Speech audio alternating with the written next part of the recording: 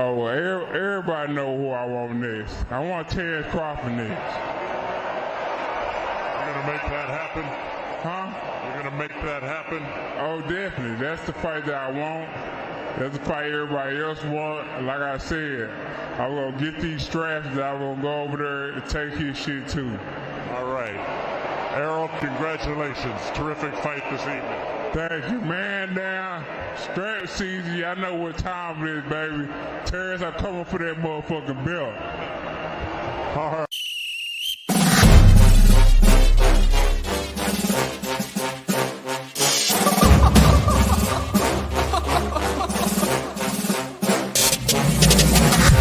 I'm not catching fades anymore. Gotta keep my hands clean when they come for the board. Keep it smooth like a dawn, making moves in the dark. Cause I learned how to swim in the pool full of sharks. Now they coaches, cause they can't read all his motions. How the kid never switched codes, but he codes with focus. Staring down your team with a frozen, ice cold look that could end the summer solstice. Cause I'm more like the top dog. Keep on running game and the gang will accost y'all. I be calling plays from a plane while I'm off court. But we ain't the same, you a lame, I'm a mob star. Actually, I'm a top dog on a stat sheet. Off court, but I call plays for the athletes. Laughing when the cop cars try to catch me. Cause I rolled off in a taxi. Put my feet up, I'm relaxing. Singing Figaro with no accent. While I pour strings from the streets in. Do it all with a straight face, I'm the kingpin. Top dog, top flow, boss mode. I'm the kingpin. Showstopper, top dog, God vibes. I'm the kingpin. They know I'm a dog and a beast, man. Yeah, I keep the peace with a piece, man. I ain't got no time for a piece, man. Why would I respond to a pawn? I'm the... Hold up! If I let my dogs off the leash, then you might want to get out of Dodge by the evening. Honestly, think it's not the blood and the beat. If they don't leave anything behind at the evening. I can see you soft, ever thought about retreating. If you never have, then they'll give you a reason. Better watch your tone, lose your bass when you speaking. Underneath the mask is the wrath of a... When you learn how to smile in their face, then go cutthroat. Then they wanna call you a con when the blood cold. I remember starving while y'all had a truckload. Now I'm with the mob with the call and the gusto. I'm a top dog on a stat sheet. Off court, but I call plays for the athletes. Laughing when the cop cars try to catch me. Cause I rolled off in a taxi. Put my feet up, I'm relaxing. Singing Figaro with no accent. While I pour strings from the streets in. Do it all with a straight face, I'm the kingpin. Top dog, top flow, boss mode. I'm the kingpin. Showstopper, top dog, God vibes. I'm the kingpin.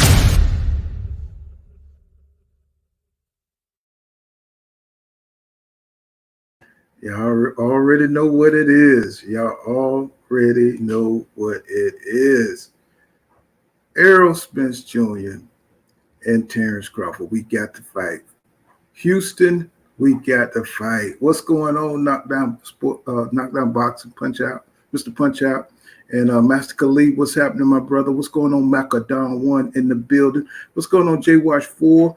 And Windy City Assassin, Black Star Sports TV. What's happening, my brothers? We are here. We are here. Man, we have waited for this fight for, 6 years? You know what I'm saying? Waiting for this fight to develop. We finally got it going on. Man, when this shit hit, there was no joke. Bro, I was watching Champ Side when this shit broke. And I was like, hell. I mean, just like that, with a snap of your finger, we got to fight. You know what I'm saying? Somebody should have told us. You know what I'm saying? They didn't give us no warning. But I told you, you know what I'm saying? You know, we had gave up that this nigga was going to duck. You know what I'm saying? What took so long? What was the final thing to push Terrence Crawford over the edge to make this damn fight, y'all? I mean, goddamn. You know what I'm saying? They must have offered him a goddamn king ransom, like something that he just couldn't deny. You know what I'm saying? Maybe they gave him 50-50. I don't know. I don't even give a damn. At this point, I'm just happy as hell we're going to see an undisputed champion in this motherfucker. That's what's going to happen. We're going to see the two best fight it out. and we're gonna see who's the best in that 147 division. We're gonna see EJ go to work. What's going on, KDB Sports? What's going on, brother? Yo, what's up, man? How you doing? Oh, man, I'm doing great, bro. I am. Man, we finally got this fight, bro. Finally got it. Say it again, goddamn. We got the fight. Finally got it, man. After how long? 5 years? Man, what are you talking about? I don't even know what to do with myself, bro. Woo, man. I feel like I was goddamn negotiating this shit. Facts. You know what I'm saying? All that stalling for over a year, man. And we finally got it, brother. I'm happy. Happy for both the fighters, man. You know what I'm saying? Hopefully it's a hell of a fight, man. Oh man, it can't be but a hell of a fight. It can't be boring. This is one fight I can guarantee you it's gonna be off the chain. Cause look at like I said. Yeah, go ahead. My bad. Go ahead. No, go. We'll get back. We'll get into all that. Well, go ahead. What you were saying, my brother? No, I'm just saying. I'm hoping it's a good fight, bro. You know, of course, I got Earl winning the fight, but I can't count out Bud, man. Bud is a hell of a fighter himself. But all that ducking and all that dodging he did, man, for the past year, man, that just kind of like made me look at him in a different way. You know what I'm saying? So with that being said, like I said, man, I hope it's going to be a hell of a fight, man, for those two brothers. Well, look at it. If you were going into a machine, if you was going into it and you saw how Errol Spence Jr. did Ugas, wouldn't you want to take a year to get your body right, to make sure you in tip-top condition for this man? But fighting Avenesian ain't going to get you there, brother. You know what I'm saying? No. I'm talking about the time he took. The time he took to get his time. Okay. I got you. You know what I'm saying? To get prepared, because he was gaining weight and, you know, muscle mass and all that shit. You know what I'm saying? He's trying to get himself in tip-top condition, I believe. Right. Well, I wonder how big he got. I wonder how big he got, because he does look a little big, man, and how that's going to carry over into the fight and the stamina. You know what I'm saying? Well, he's going to need it. And he probably needed that time to get acclimated to his new weight. You know what I'm saying? That he was gaining, to make sure he could still move in that ring. Because he already know what time it is. He know how EJ is going to come at him. You know what I'm saying? You know, EJ is a vicious body attacker. And he knows he's going to need that extra girth, you know what I'm saying, to withstand the impact if he has to. Right. And I think he's just calculating like that. I don't think that's going to help. I don't think the extra weight's going to help. I think that's going to hurt him, especially in the later rounds, if it makes it to the later rounds. You know what I'm saying? Well, you remember how the inactivity hurt EJ when he fought Ugas? He was missing a lot of shots. He was overshooting a lot of shit. And he was just, you know, even when he came out against Kell Brook, he was on a 9-month layoff. And he came out arrested. And I think that was Bud's plan, to stall it out so he can be out over a year again, so he can come in rusty. But with that being said, man, I still think Earl can beat him, you know, coming off a year layoff. You know what I'm saying? I don't think that's going to really be a factor unless, you know, Bud catches him with some crazy shit like he did old boy. You know what I'm saying? Well, number one, it can't be a factor because there's no excuses in boxing.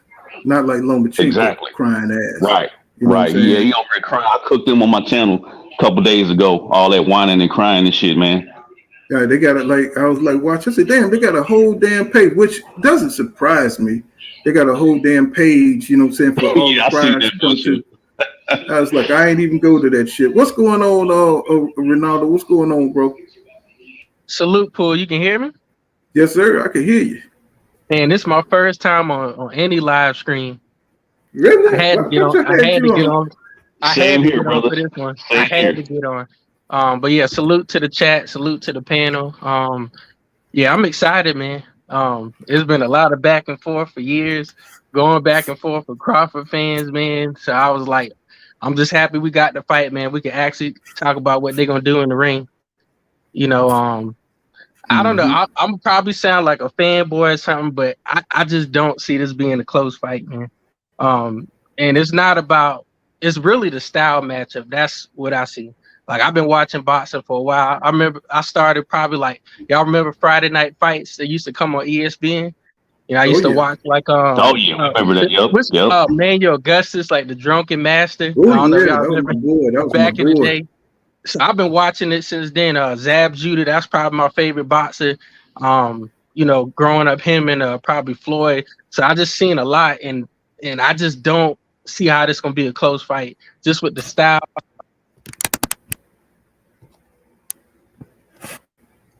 To get them ready for this type of fight, because this is gonna be a dog fight, man. And yeah, I'm excited, man. Like I said, we're gonna see what's gonna happen. July 29th. Yeah, that's what they say. July 29th. Yeah. You know what I'm saying? And it's just so sudden. You know what I'm saying? And then I was watching Bud. You know what I'm saying? After that, I guess he went to the fight, and they had a little footage on him. And they asked him about the damn date. He told me what date. You know what I'm saying? What date? They just will not give you anything. You know what I'm saying? It's like, I don't know if he just signed the contract last night or a day ago or whatever, but obviously they had a set time for when they wanted to release this thing. They didn't want to give anybody any kind of heads up. And it's kind of crazy because people got to make reservations. You know what I'm saying? If they're going to go to the fight, they got to, you know what I'm saying, rent hotels, you know what I'm saying? They got to get transportation, airplane tickets, all this kind of stuff. So I'm just kind of wondering why they did it like this. You know what I'm saying? Yeah. What do y'all think, man? Well, I'll tell you why. I'll tell you why. Mm-hmm. I mean to cut you off, but it's because of that Tank fight, man, and the Dev fight that just happened. Those fights were big fights, got a lot of attention, and they kind of like put this Bud versus Spence fight to the side, man. Nobody was really talking about it. So that's my opinion on that, bro. You know what I'm saying? But go ahead, my fault. No, you good. No. I'm just saying everything has just been so secretive. I guess, because Bud is so goddamn sensitive about, you know what I'm saying, changing his mind and just the way he want to be portrayed in this thing. You know what I'm saying? And it's just like, I've just never seen a boxing match this tentative before. You know what I'm saying? Where two fighters that really want to fight each other, and it's just hard to make the fight. The man don't have a promoter, so it should have been so simple. But I'm not gonna cry over that because we do have the fight. Let's see. Roy G says, Roy says, I got Bud by TKO. I'm confident. He says Errol Spence Jr. has been too inactive. He says Errol had 2 car accidents, eye surgery. Bud has come off a 10 fight TKO streak, and Terrence Crawford is more active. You got a point. You know what I'm saying? He said he had Winston said he had nowhere to go. What's going on? Who's real in the building, bro? What's going on, Brian Colbert with the TWT team? Y'all check them boys out over there. Just Do, G5, and all them guys over Skywalker Boxing and all them dudes. They got some great content. He says, let me see. He said, yes, it's going down. Yes, sir. Man, I'm so excited about this, man. I feel like I just had a kid or some shit. You know what I'm saying? It's you know what I'm saying? That's like, I shouldn't be this damn excited about a damn fight, bro. I feel you know what I'm saying? But to answer your question, Paul, honestly, I don't think they planned it. Like, that's why I just came out of nowhere. I think they've been going back and forth trying to get the deal, right for Crawford, and they got it right. That's why I came out. If you put it up to them, they probably would have announced this probably like a couple months ago if they could have. But I agree, man. Like I said, if you think about it, all the crap that happened last year, the end of last year, Spence said he was going to spin the block. He kept his word. In that meantime, Crawford then went and talked to Golden Boy, then did all this other stuff. And I think basically he got to the point where it was like, this is the biggest money fight he could get. There's no way out.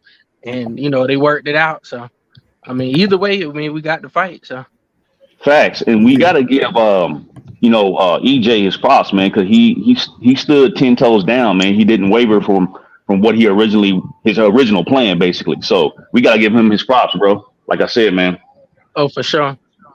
Yeah. Yeah, like I said, he's a throwback fighter, man. If you think about it, since Ocampo, he only been in big fights, no tune-ups. Even after the accident and all that stuff, he's still fighting top guys, man. So, Salute, chat. Salute, panel. What up? Salute. Real quick, before I go pick up my kids, I just wanted to address that G-Rug comment when he was talking about that Errol been more inactive. Man, stop the cap. He Not said in true, the last bro. 5 years. Stop the cap. Earl had 6 fights in the last 5 years, and Crawford had 7. Where's the inactivity? They both have the same amount of fights. Stop the cap. Y'all need to do y'all homework before y'all say such things. Y'all always putting out stuff before y'all even stop to do research. In the last 5 years, Earl had 6 fights from 2018 to 2023. And from 2018 to 2022, 23 in the same amount of time, Bud had 7 fights. Where's the inactivity? But y'all, if y'all want to put the accidents and the incidents in between that, yeah, sure, in that span, but ain't no difference in fight activity. That's smoke and mirrors, like he say. Well, my prediction is Errol by late round stoppage, man down, strap season, he gonna knock his dick in the dirt. Damn. That's strong. That's a strong endorsement. Right, strong endorsement. I approve of this message right here. Man, well, he said, man, don't be surprised if it be a lopsided fight. And I really believe that. He gonna have his man on the back foot moving. Facts. He gonna be moving. He not gonna be there. And the moment that he decides to is the moment that he gonna meet his maker. Well, one thing about EJ, he talks about how hard those training camps be, so he trained his ass off. You know what I'm saying? And I think he likes to take breaks, and I think somebody alluded to it in the chat. They said that he was preserving himself, and I think he does that. You know, say he takes, he likes to rest his body, because when he goes into that gym and he gets into his training mode, and I think what's his name, Frank Martin, was saying a little bit about how he trains for high output, you know what I'm saying? And he said he can do it every day he's in the gym. You know, he said he can't even do it like that. He can't even keep up with EJ. And I think he goes in and he works so hard that he don't want to overtrain himself. You know what I'm saying? And he kind of alluded to that, because when he was working with Blu-ray was putting something on his ass, bro, because he said his body was just a wreck. You know what I'm saying? Working out with Blu-ray. I wish he would go back to Blu-ray, but I don't know what the deal is with all that and stuff. But I think he was at his best. Yeah, me too, man. When he was at Blue, he was looking like a real gorilla out there in that ring with that shag and everything, jumping on Bundu and Algeria. He was just looking cock diesel. He was looking like a grown ass man out there. You know what I'm saying? And when he had them fat camps, you know what I'm saying, he was just a little weaker. You know what I'm saying? He wasn't that bulldozer, you know what I'm saying, that we was accustomed to seeing. But now that he's got a nutritionist, you know what I'm saying, he's a little bit more of a bulldozer. I want to see how he's going to train this time. You know what I'm saying? I may have to go down there to the gym this time, because, I can't find the damn coordinates for that motherfucker at all, bro. I be trying to find the gym. And so everybody, I go to the old gym, and I don't even know what a world-class gym at. But I want to see how this man is training this time. I want to see it for myself.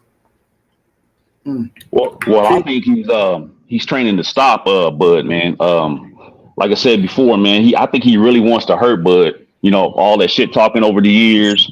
Bud talking about he's pound for pound #1, EJ the big fish, and all that bullshit. He really wants to dig into that dude's body and destroy him, man. And like I said, I can't wait for this fight, bro. Can't wait. So I'm wondering what kind of game plan. We never seen Crawford really fight different. You know what I'm saying? Use his athletic ability to dart in and out. You know what I'm saying? He had the speed to take advantage of any opening. You know what I'm saying? You kind of fight. If you look at Stevenson and you look at Crawford, they kind of fight similar. You know what I'm saying? Using the jab, you know what I'm saying? Punching to disrupt your guard and try to get in openings, you know what I'm saying, from a distance. It's going to be interesting to see how Bud going to keep EJ off him. I don't think that jab is going to be enough to set up his right for him. You know what I'm saying? Even though he could go either hand, EJ going to be in that man's chest. He's going to be all up in his. I think he's going to be looking for counters, man, and he's going to try to land that uppercut on EJ. Because you know how EJ likes to dip down when he goes to the body. I think he's going to be looking for that uppercut, man, to be honest with you.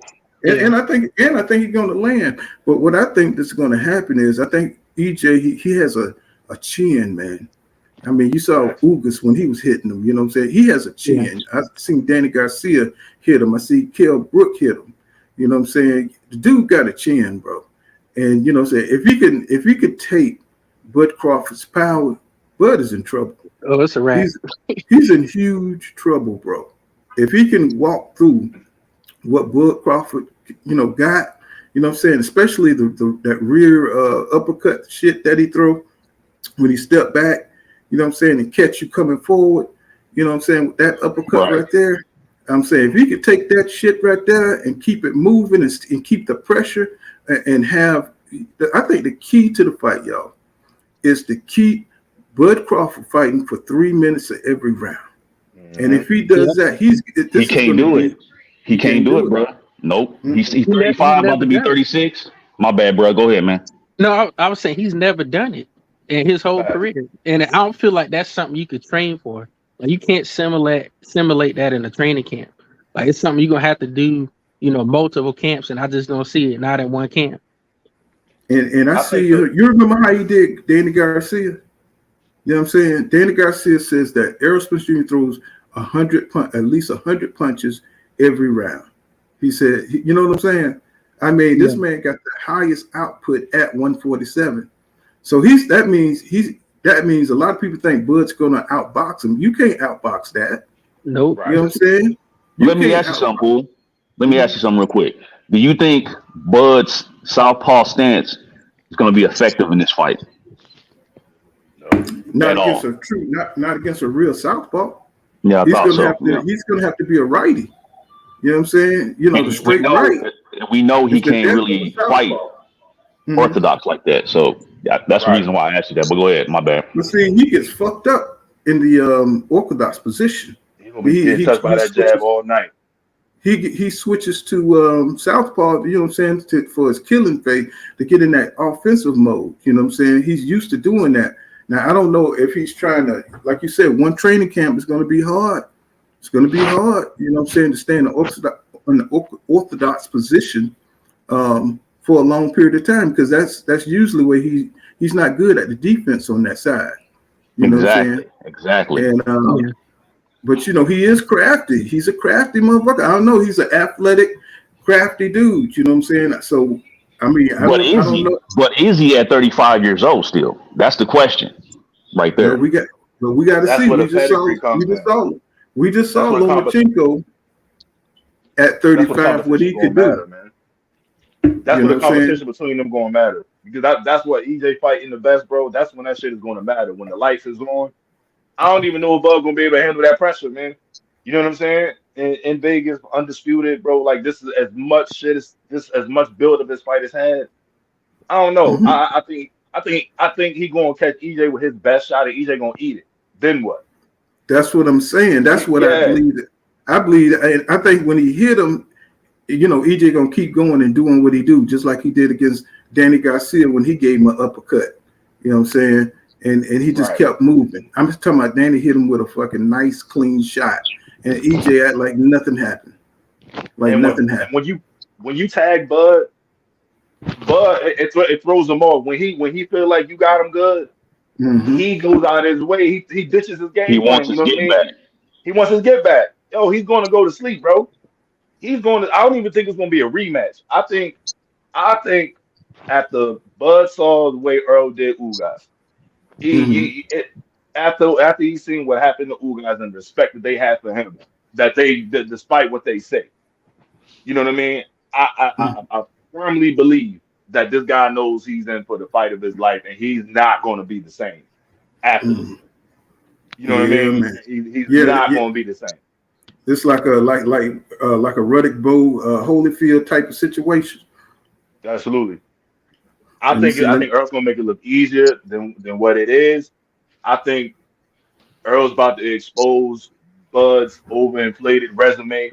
You know what I mean? And I think we're gonna see like a Mack truck hitting the pit, bro.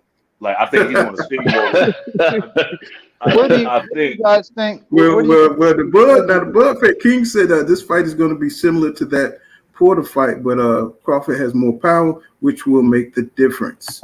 And Black Star Sports TV, he says Bud needs to go train in Santa Monica with the track team. He's gonna be running. Oh my God. Dave skates all day. He says EJ has shown us that after a long layoff, he comes back and washes dudes. And he says he broke Uga's orbital and ribs off a long layoff, and nobody beats Ugas like that. And that's true. That's a fact, true. Man. That's a fact. Hustler Holmes says people forget EJ has Olympic pedigree. He hasn't needed to box in a long down. And he says I meant long time. Yeah, for sure. You know what I'm saying? So I mean, I think it's going to be competitive for a while, but I think Bud is going to reach his limits. You know what I'm saying? All that pressure. You know what I'm saying? He's going to come in there with some pinpoint accuracy shit. He really is. You know what I'm saying? Because he understands that he got to slow EJ down somehow. And like you said, I think them uppercuts going to be coming. And I think his legs are going to slow down too. Probably about the 6th or 7th round, man. His legs going to be heavy. He ain't gonna be doing all that moving like he's gonna do in the first couple rounds and all that. So yeah, man, can't wait. Can't wait, bro. He's not gonna be used to all of them punches. He's gonna gas out. And that's what I think too. It's those damn hips. EJ like to tear them hips up. You know what I'm saying? I was gonna say that, Paul. EJ hit everything: arms, elbows, hips, thighs, everything. Yeah, I mean, he beat you. He hit you in the neck, nigga. I mean, I've never seen a fighter that hit other boxers in the neck. You know what I'm saying? That shows you that's mean as hell, bro, to hit a dude in the neck. I say, man. And every shot is a power shot too. Let's not forget that he throws. Every shot is a power shot. Well, you can land anywhere except for the back of the ears. But it was Chris Algieri says. He said he wasn't worried about his power shot. He said he was worried about that jab. He said that jab, it comes with the same power. He said it comes with the same power on the jab over and over. He said just constantly just hammering your ass and stuff, breaking you down. And you know what I'm saying? And he just but he still picked Crawford though to win. I don't know if that was just a little bit of bitterness because he didn't get a chance to come back and fight EJ. I don't know. But he picked Bud. And a lot of them pick Bud to win because of his boxing skills. And from what I see, Bud do have great boxing skills. It's just that he's more athletic with it. And I think he was able to execute because of his athletic ability. Now, I mean, if you look at him, he's a counterpuncher. And, you know what I'm saying, he has the reflexes, you know what I'm saying, to catch you, you know what I'm saying, when you come in. You know what I'm saying? And EJ, you know what I'm saying, using that high guard, he's going to have some opportunities, you know what I'm saying? But I just don't think he's going to be able to hurt EJ, you know what I'm saying? Break from what he's doing. That forward motion, you know what I'm saying? That tracking your ass down, keeping you in between his legs and just breaking your ass down, constantly punching. You know what I'm saying? I just don't think he's going to be able to keep up with that kind of shit. Let's see. I agree. You know, see what's going on, Ron? Hey, I think that was good, brother. Yo, did anybody talk about how this is the same deal from last year? And all these Bud fans is like, oh, they got the money right now. It's the same deal, bro. Yeah, I noticed that too. It's the exact same deal from last year. And the only difference is Bud wouldn't got representation. That's it. Well, it's a guarantee. He gets the guaranteed 10 mil, right? He got a guarantee. But I think last year it wasn't a guarantee. But go ahead. They offered him. Guarantee. It was last year? Yeah, guarantee last year. That was the third offer. It was more than one. Oh, okay. Right. Okay, cool. It's the exact same deal. See, I was thinking that they only offered him the 10, but it wasn't guaranteed. That's what I was told. He had a guarantee. They offered him guarantee twice. There was reports that the first fight offer was 3-fight deal, almost 5 million, almost 15 million, because the 5 million plus pay-per-view. 5 million each fight plus pay-per-view. And that was supposed to be Keith Thurman, Errol, and whoever else, or a rematch or move up, I guess. So really, he's coming up short then. Because it was like, what, you said 16 million, right? for 3 fights, and now it's 10. Like, come on, man. I see what you are. It was allegedly reported that it was supposed to be 4.5 for for each fight, so at almost 15 mil plus pay-per-view on the back end. But he turned it down. We got to so he has 2 fights that are guaranteed 10 million. Right. I don't know the exact numbers. I just heard they were saying from ESPN. They were saying like he's going to be making 8, but both going to be making 8 figures. You know what I'm saying? Yeah, that's what I think they're both getting 10 mil guaranteed and whatever the percentage is on the back end. I mean, you got to take it. You know, Coppinger also reported that the fight's going to be at 154. So I mean, you know, some of that stuff is not gonna be. It's not this fight is not undisputed. This fight is it's not undisputed. But he reported initially when he reported it the other day. He said the fight is going to be at 154. So what I'm saying, my point with mentioning that is that don't believe everything that you read. But at least I don't believe him neither. But I don't think he was talking about like a second option if they decided to be a rematch. That's not how I read in the article. Well, they say it's a rematch clause in there going both ways. So you know what I'm saying? A bilateral rematch. Yeah. So you know what I'm saying? Think about it. If we get 2 fights out of this, man, that's even better, bro. That's even better. See, we could have been on the second fight already. Man, what you talking about? What you talking about, bro? Could have been on the second fight already. They could have banged this out and retired, bro. You gotta be happy for the one you got. You gotta be happy for the one you got, man. We gotta put the complaining aside at this point. I mean, it's set up perfect. They set it up perfect for Spence and Crawford because I think that Ryan Garcia and Tank were probably the most. It's like an appetizer for these casuals, right? Because Garcia has a lot of people that know him from social media and stuff like that, and Tank really appeals to that young hip hop crowd. You know, the 20 somethings. So he got Mayweather in his corner too. Huh? And he got Mayweather in his corner too. That's really why he's that popular. So and we got Plant Benavidez too that warmed up a certain section of the fan base, you know. So like I think this is coming in a perfect spot. There's not much sports going on in late July. You got baseball and you got tennis. It's not really competing with anything. All the other athletes they're gonna put their focus on this fight. It's gonna be really big, man. I mean, they want their money. They're gonna get their money. I think the pay-per-view is gonna do really, really, really well. So it should. I can't wait for the press conference, man. Let's see a good fight. That's what I want to see. I can't wait for the press conference. What's going on, Steve-O, in the building? You're being quiet down there. What's going on, my brother? I want to see the fellas. Yes, sir. We got. I want to see the press. Steve. Yeah, man. I hear y'all. Y'all cooking. I got a question though. Oh shit. Nah, I ain't even doing that though. Do y'all think that that year layoff is gonna have any effect on Errol as far as like him starting out? You think he's gonna have a little like a couple filling out rounds? No. When you seen that? When have you ever seen EJ go out there and fill out a motherfucker? He come out there swinging. He comes straight at you. I think it will. I think it will for maybe the first 2 rounds, and then he's gonna adjust like he did in the Ugas fight, man. We said but the good thing about it is that Crawford is a slow starter himself. He's a slow start. You know, he don't really get cooking until about 3rd or 4th round.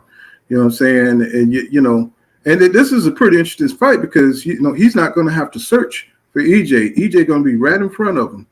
So you know what I'm saying? It's going to be I think it's going to be a fight, man. I think it's going to break out into a fight. You know has Bud ever fought anybody with a high guard anyway? I can't remember. I can't remember. They used the high guard the entire fight. I think that dude Green Machine. I think he got more than a high guard. He switches guard in between. He'll be in a traditional. He'll be in a shell. Mm-hmm. Who you talking about? Errol, yeah, Spence, the Olympian. Okay, yes, the Olympian. Yeah, all right. Well, one thing I'm looking forward to see if EJ have any other tools. I want to see him if he break out any because you know most of the things he do is very subtle. You know what I'm saying? It's you know what I'm saying, is catch and shoot and blocking, and you know what I'm saying, the way he places his feet, you know what I'm saying, it's very, yeah. So, you know, I want to see if he's going to add something. When he brought in that uppercut, that was sweet against Ugas, and changing angles, you know what I'm saying, punching from different angles and stuff. He does very subtle things, you know what I'm saying. I want to see if he bring in anything else, you know what I'm saying, to deal with Crawford movement. And I think he. I wonder how he might switch like he did on Lamar deal with this. Let me see. Brian says, back and forth. He said, is it necessary, fellas? He said, we'll soon find out. Oh man, we got to talk about it, bro. You know what I'm saying? You know, we got to talk about it now. You know what I'm saying? What's up, Asante? What's going on? Well, we just have a discussion, man. Ain't no back and forth. Yeah, you know, we're gonna talk about it. This is the biggest. Yeah, we gotta talk, man. We've been waiting, bro. Yeah, we've been waiting. This is our Hagler Hearns fight, bro. No matter who you love, bro, we still win. I don't care if Crawford win. If Crawford win, we still get a good fight.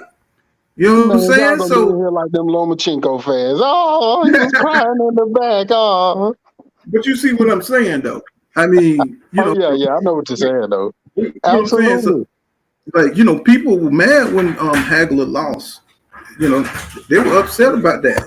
But see, that Hagler loss was different though, because you know, different people see the fight different ways. Sugar Ray was doing a lot of pity pat, and Hagler was trying to tear a damn head off. You know, he forced Sugar Ray to fight at times, but really, a lot of those rounds that they gave Sugar Ray was, you know. Well, man, I think this fight is going to be a Hagler Hearns. I don't think it's going to be a Sugar Ray. Well, he did that 20-second, you know, I don't think nobody had ever seen that before, the 20-second at the end of the round, still in the round crap. Oh, and Sugar Ray was still throw 60 points. Right. So it made it still around. And none of that shit landed. No. None of it. Well, juice everywhere. I think it landed. It's just he was hitting with pity pat punches. You know what I'm saying? He's like Lomachenko was doing during the fight, hitting him with the little pity pat punches. You know what I'm saying? And people think he won the round. Right. Oh man, he fucking up Devin Haney. You know what I'm saying? What? Man, like, what about the other 230? Right. You know what I'm saying? But the thing, y'all got a point about EJ being rested, because you know he do have his range control and stuff. Like, you know, when you saw the Ugas fight, man, he was missing big time, bro. I was like, God damn. And, you know, it was Derek James, which is another asset for him, was telling him, you know what I'm saying, just chill out, bro. Just go out there and box. Mm-hmm. And Bud saw that shit, too. And this is why he stalled. It was one of the reasons why he stalled, because he saw how rusty Earl was when he fought Ugas. So he's trying to use this to his advantage, man. But I don't think it's going to work. I think Earl's going to be rusty for the first maybe 1, 2, maybe 3 rounds tops. Then after that, you know, he's going to pick it up and piece him apart, in my opinion. I think I feel like if they smart, he gonna figure out what he gonna give him. You know what I'm saying? He can't go in the fight thinking he gonna fight. Whatever way he's planning for in the fight, he ain't gonna fight that way. You know, if they team good enough, they should be able to know, like, hey, you know, this is what he expects. Like Eden the remake said, he said Bud doesn't have better defense than Spence. See, just like Ali, you know what I'm saying? Bud defense is his legs and his offense. That's his defense. You know what I'm saying? Yep. Moving back and forth, in and out, moving around, being agile. That's his defense. You know what I'm saying? You know, EJ, he has the defense where he can deflect punches as he's coming in to get to your body. You know what I'm saying? And that's what's going to be like really interesting to see how Bud handles that. You know what I'm saying? And I'm looking at Shakur Stevenson, the way he moves, but Bud is an older man now. You know what I'm saying? How long, even if he can, let's say he can move for like 5 rounds, bro, that's it. You know, after EJ get to them hips and start hitting him to that body, man, he's going to slow all the way down, bro. All the way down. But best bet is to do just like Haney. Not just like him, but invest in that body, man. Because that cashed in later in that 12th round, all those body shots that he was hitting him with, that's why, because Loma should have took him out, truthfully. Just, you know, just comparing the fight. If Haney wouldn't have done that body work, Loma would have got his ass up out of there in 11th. Yeah. If not the 10th. But those body shots, Loma was like, woo. Yeah. Loma, he was running into him. he was trying to disrespect that man power, and he ran into a few body shots like head on, like screw your power, and he's like, oh, wait a minute, you know what I'm saying? Haney caught him coming straight forward, and the momentum. Sometimes that momentum is enough to take your ass up out of here, and that's going to be something that we're going to see in this Terrence Crawford fight, because EJ loves to come forward, and he don't give a damn. And he gets hit to the body. You saw Ugas how he was tearing EJ body up. You know what I'm saying? And it was like, damn, he was giving some really good body shots. Now we got to think, you know what I'm saying? If Crawford can get in there and get EJ to the body, this is going to be a great fight, man. Yeah. This is going to be a hell of a fight. Honestly, I feel like. No, I was gonna say, anybody best bet is to jump on them early. Like the longer this go in the fight, the worse it's gonna get. I think if you can't hurt Spence by like the 5th or 6th round, it's gonna be a problem. So this is better bet. I agree. 1,000% agree on that. Hey, I got a question though. If Dave Moretti show up, you think he's gonna get 10 rounds too? Yo, for real though, man. That man scored 10-10 for a round somebody got knocked down in. I don't think I've ever seen that in my life. Bro. Yeah, that's crazy. And you had fuckers like Teddy Atlas and all them saying, yeah, I understand it. No, I ain't never seen a motherfucker get knocked down and win around 10-10. You might fight back up to 10-9. Especially an old school nigga like Teddy Atlas, man. Come on, Teddy Atlas is full of shit, man. Teddy Atlas is a racist, man. Come on now. Hey, y'all keep it going. I got a phone call. Go ahead. All right. Man, Teddy Atlas ain't worth 2 dead flies, man. Yeah, I respect his boxing mind, but his opinion, I don't have none of that. Like, yo, he took the side of Bob Arum over Terrence Crawford, and he's a coach, he's a manager, so really the boxer pays him, not Bob Arum. But when you got a fighter saying, I paid you to get me the top fights, and you didn't get them, and you take the other guy's side, like that's all cap. Because he's a racist, man. I told you. Exactly. Because like if you look at how that's the on cold white stuff, bro. Like Yep, that's all it is. That's why I didn't give a damn when nobody said. I'm like, yep, Haney won. Fuck it. Haney won. No, Haney won, bro. Haney won. Yeah, he won. He beat that man. He beat that boy. I'll put it like this: Loma didn't do enough to beat the champ. No, he didn't. That's how Exactly. That's why I feel like Charlo Harrison. I feel like Harrison didn't but those who fight was some good ass fight. But the first one, I felt like that was a big ass robbery because he didn't do enough to beat Charlo. Charlo was the champ. He fought a good fight, but damn it, and he hurt the champ a couple times. But come on, right. Let him beat the champ. Let him beat the champ. Don't just take. There was something else going on with that fight, man. They needed to tame Charlo, man. He was doing a little too much talking, man. Yeah. So they had to put him back down in his place. That's all that was. That's exactly my question. In regards to Bud, you hear a lot of Bud fans say, like, oh, he hit Earl, it's over, and like he's never dropped it. He's never knocked anybody out like that at 147. He's never hit anybody, Bud, and he's slept nobody at 147. But he knocked everybody out at 147. He fought though. He beat him, but he didn't knock him out. TKO. He got TKO. No. He got TKO. The referee had to hop in and say, "Stop hitting my baby." But it's the difference between a TKO and a knockout. Nah, really. But one thing you got to look at, say he's not fighting these guys in their prime. You see what I'm saying? Right. He didn't fight. What's his name? Damn, I'm getting old as fuck. Okay. He didn't fight Brooke or Shane Mosley in their prime. He fought them on their way out. He didn't fight them like when EJ that man fought said Shane Mosley. Did I say Shane? I mean Sean Porter. Yeah, I was like Sean Porter. Like Sean Porter, you know what I'm saying? He didn't fight the same Sean Porter that fought EJ. Sean Porter said he had to have hip surgery after EJ beat up them goddamn hips. You know what I'm saying? Oh, really? That's my first time hearing about that. Yeah. Yeah. Actually, Sean Porter said on this podcast, he said on this podcast that fight took a lot out of him. Right. And, and you saw how Mikey Garcia had to retire. You know what I'm saying? You see Kell Brook, you know what I'm saying? He was never the same after he fought EJ. You know what I'm saying? I mean, you saw that fight. That shit was savage. Mikey Garcia ain't the same either, man. Right. He said EJ sold his over to Errol Spence, and Errol Spence paid him back by not knocking him the fuck out like he was supposed to. Well, you know what I'm saying? You know, that's when EJ was in them damn clubs. You know what I'm saying? That's when he was doing the drinking, and he was, you know. Yeah, he's fucking around, Hey, Paul. You know, if you go back to that Mikey Garcia and Spence face-off, you gotta watch that face-off again. He said that he didn't want to knock him out. He said he wanted to he wanted to beat him down. Go back to that face-off and listen to they face-off when they mentioned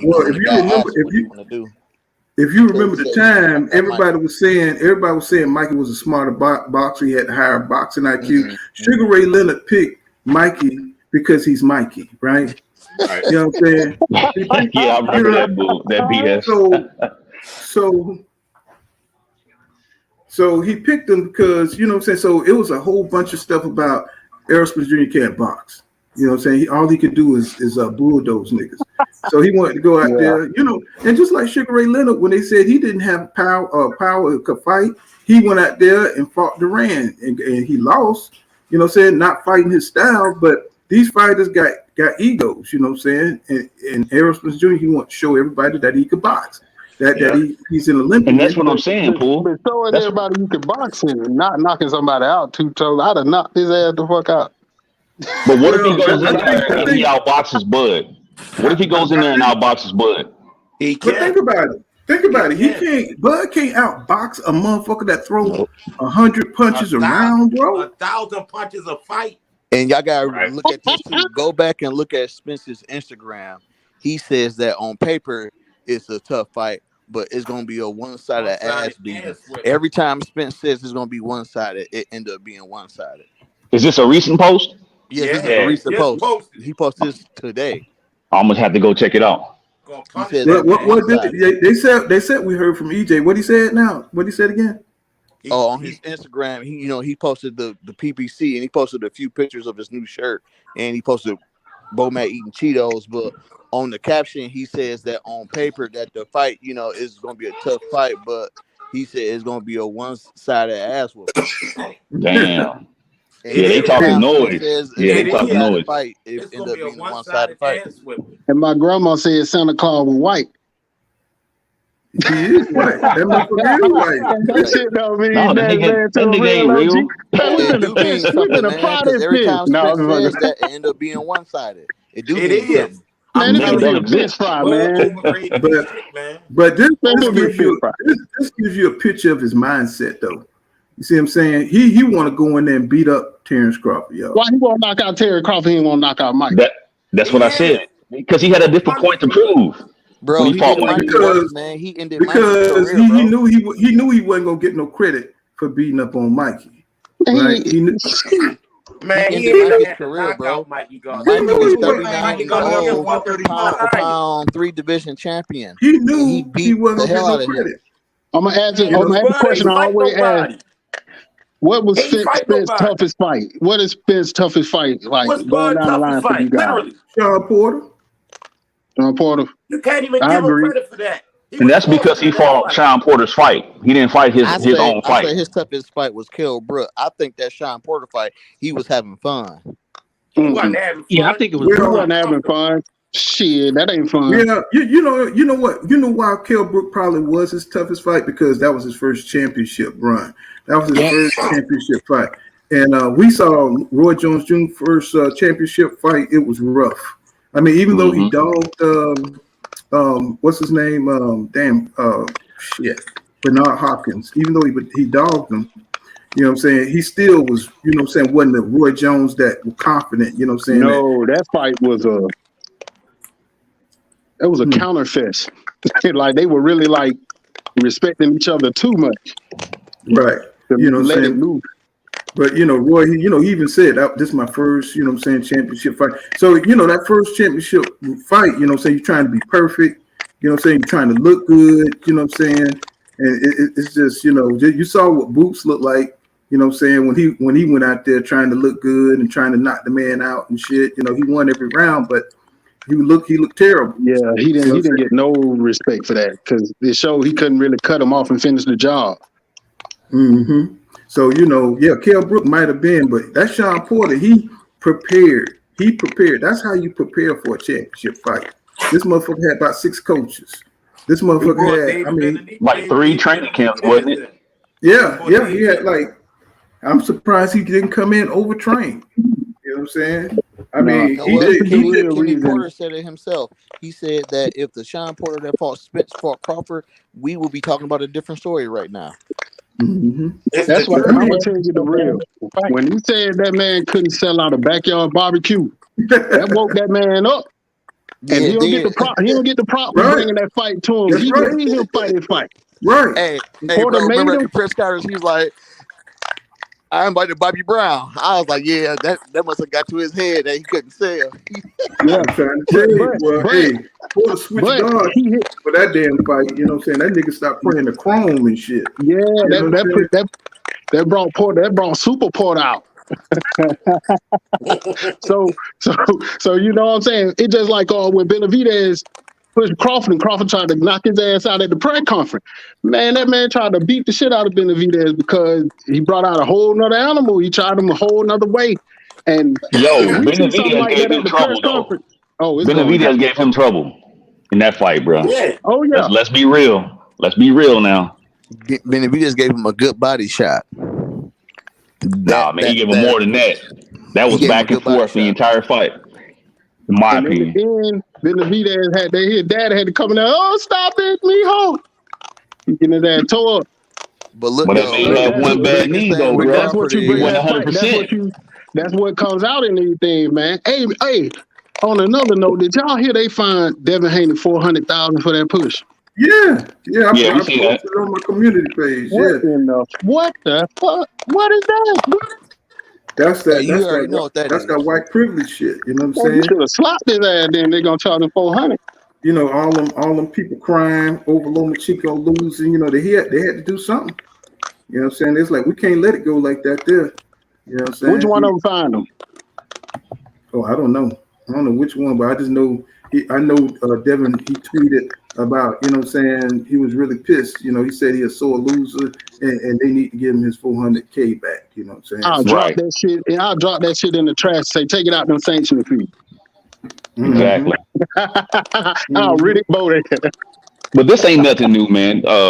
Loma cried his last fight he lost, the last couple fights. So this ain't nothing new, man. He a crybaby. Sore loser. It was like 2 days after Malcolm X's birthday. That shit made me happy. Did y'all see what Bernie the boxer said? You know what I'm saying? Selling out, talking trash. Yeah. Talking about we gonna kill him. You know what? Bernie can't fight for Bud, but he need to be there with Bud when he got them IVs plugged in him. Thanks. Bernie yes, Bernie gonna be crying. Put some ice pack on the eyeballs. Yeah, but eye sockets. I may see them throw in the towel, man. If Earl punished Bud the way I think, bro. If Earl beat Bud like he beat you guys, I can see them throwing the towel, bro. But one thing that we're not talking about, y'all remember Kell Brook, even though you know what I'm saying he got his ass whipped, he was able to swell Bud face up. Facts. Yep. His face must be made of goddamn. He must be got tissue. His whole face is one big scar tissue or something. The way he blows up, bro. I'm talking about look like he had been through. Look like 5 guys jumped on his ass or something. That's what it looked like. I mean, his eyes. I'm talking about. If he swelled up with a power with that jab from Kell Brook, guess how he gonna swell up when EJ hit him in the face with that power jab, bro. Man, it's gonna be ugly. Yeah, you know what I'm saying, but you know he's a slick motherfucker. You know what I'm saying? He's slick. You know what I'm saying? He knows how to get. So what now? Can y'all hear me? I was just wondering, could y'all hear me? Yeah, I can hear you. My fault, because I thought I was causing y'all trouble. I had a lot of static in my phone. I apologize. Nah, what you got on it, bro? What you got on it? I was on. You let me on here before, Paul.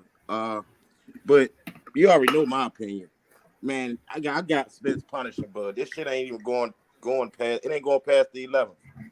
He start too slow. He starts slow every fight. I don't care what fight he fight. He starts slow, and Spence got the best defense in the welterweight division, so it ain't like he get hit a lot. He don't. The media act like he do, but no, for a pressure fighter, for him not to get hit a lot, that's damn good. So I got him punishing Bud, and I think Bud kind of know that. That's why he stalled. I think he just want. This probably his last fight. He probably retired to this. Oh, I guarantee it. I see that. I agree because Ugas coach said that about Spence. He said Spence he only defense is doing real this good. because of the fans.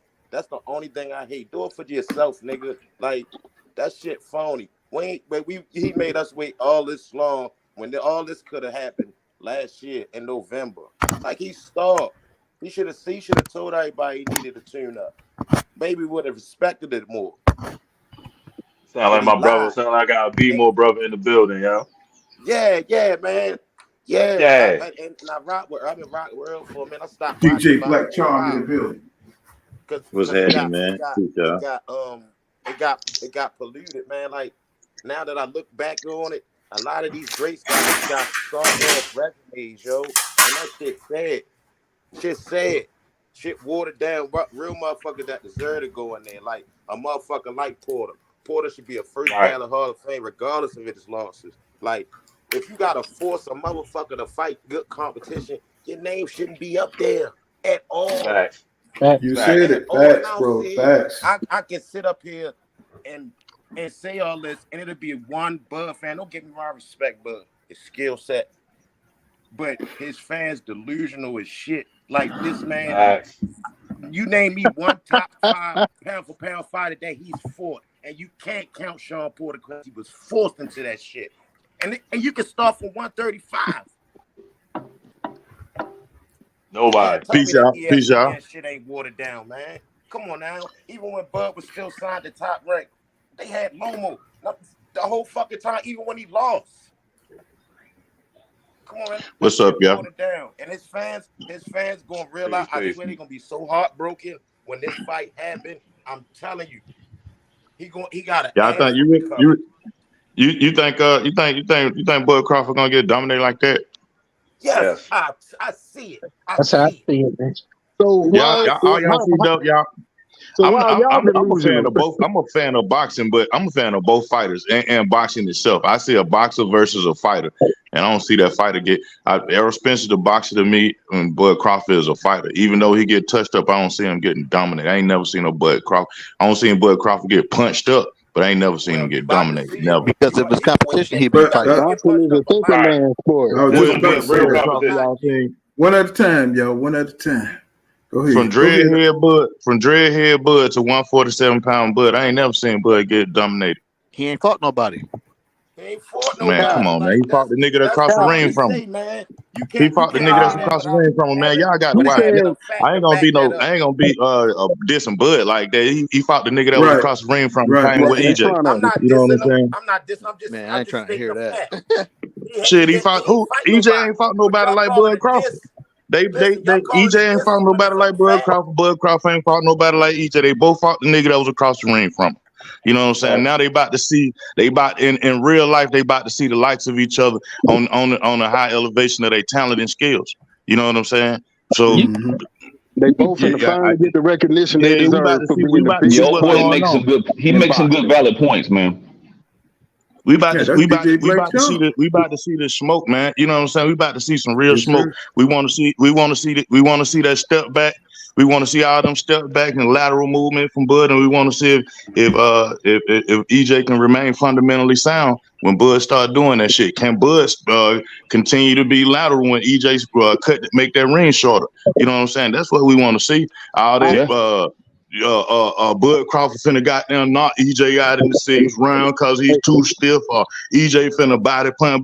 But them boy too good for that shit, both of them. Hey, I think people forget that Spence is the Olympian, so he's fought against many styles.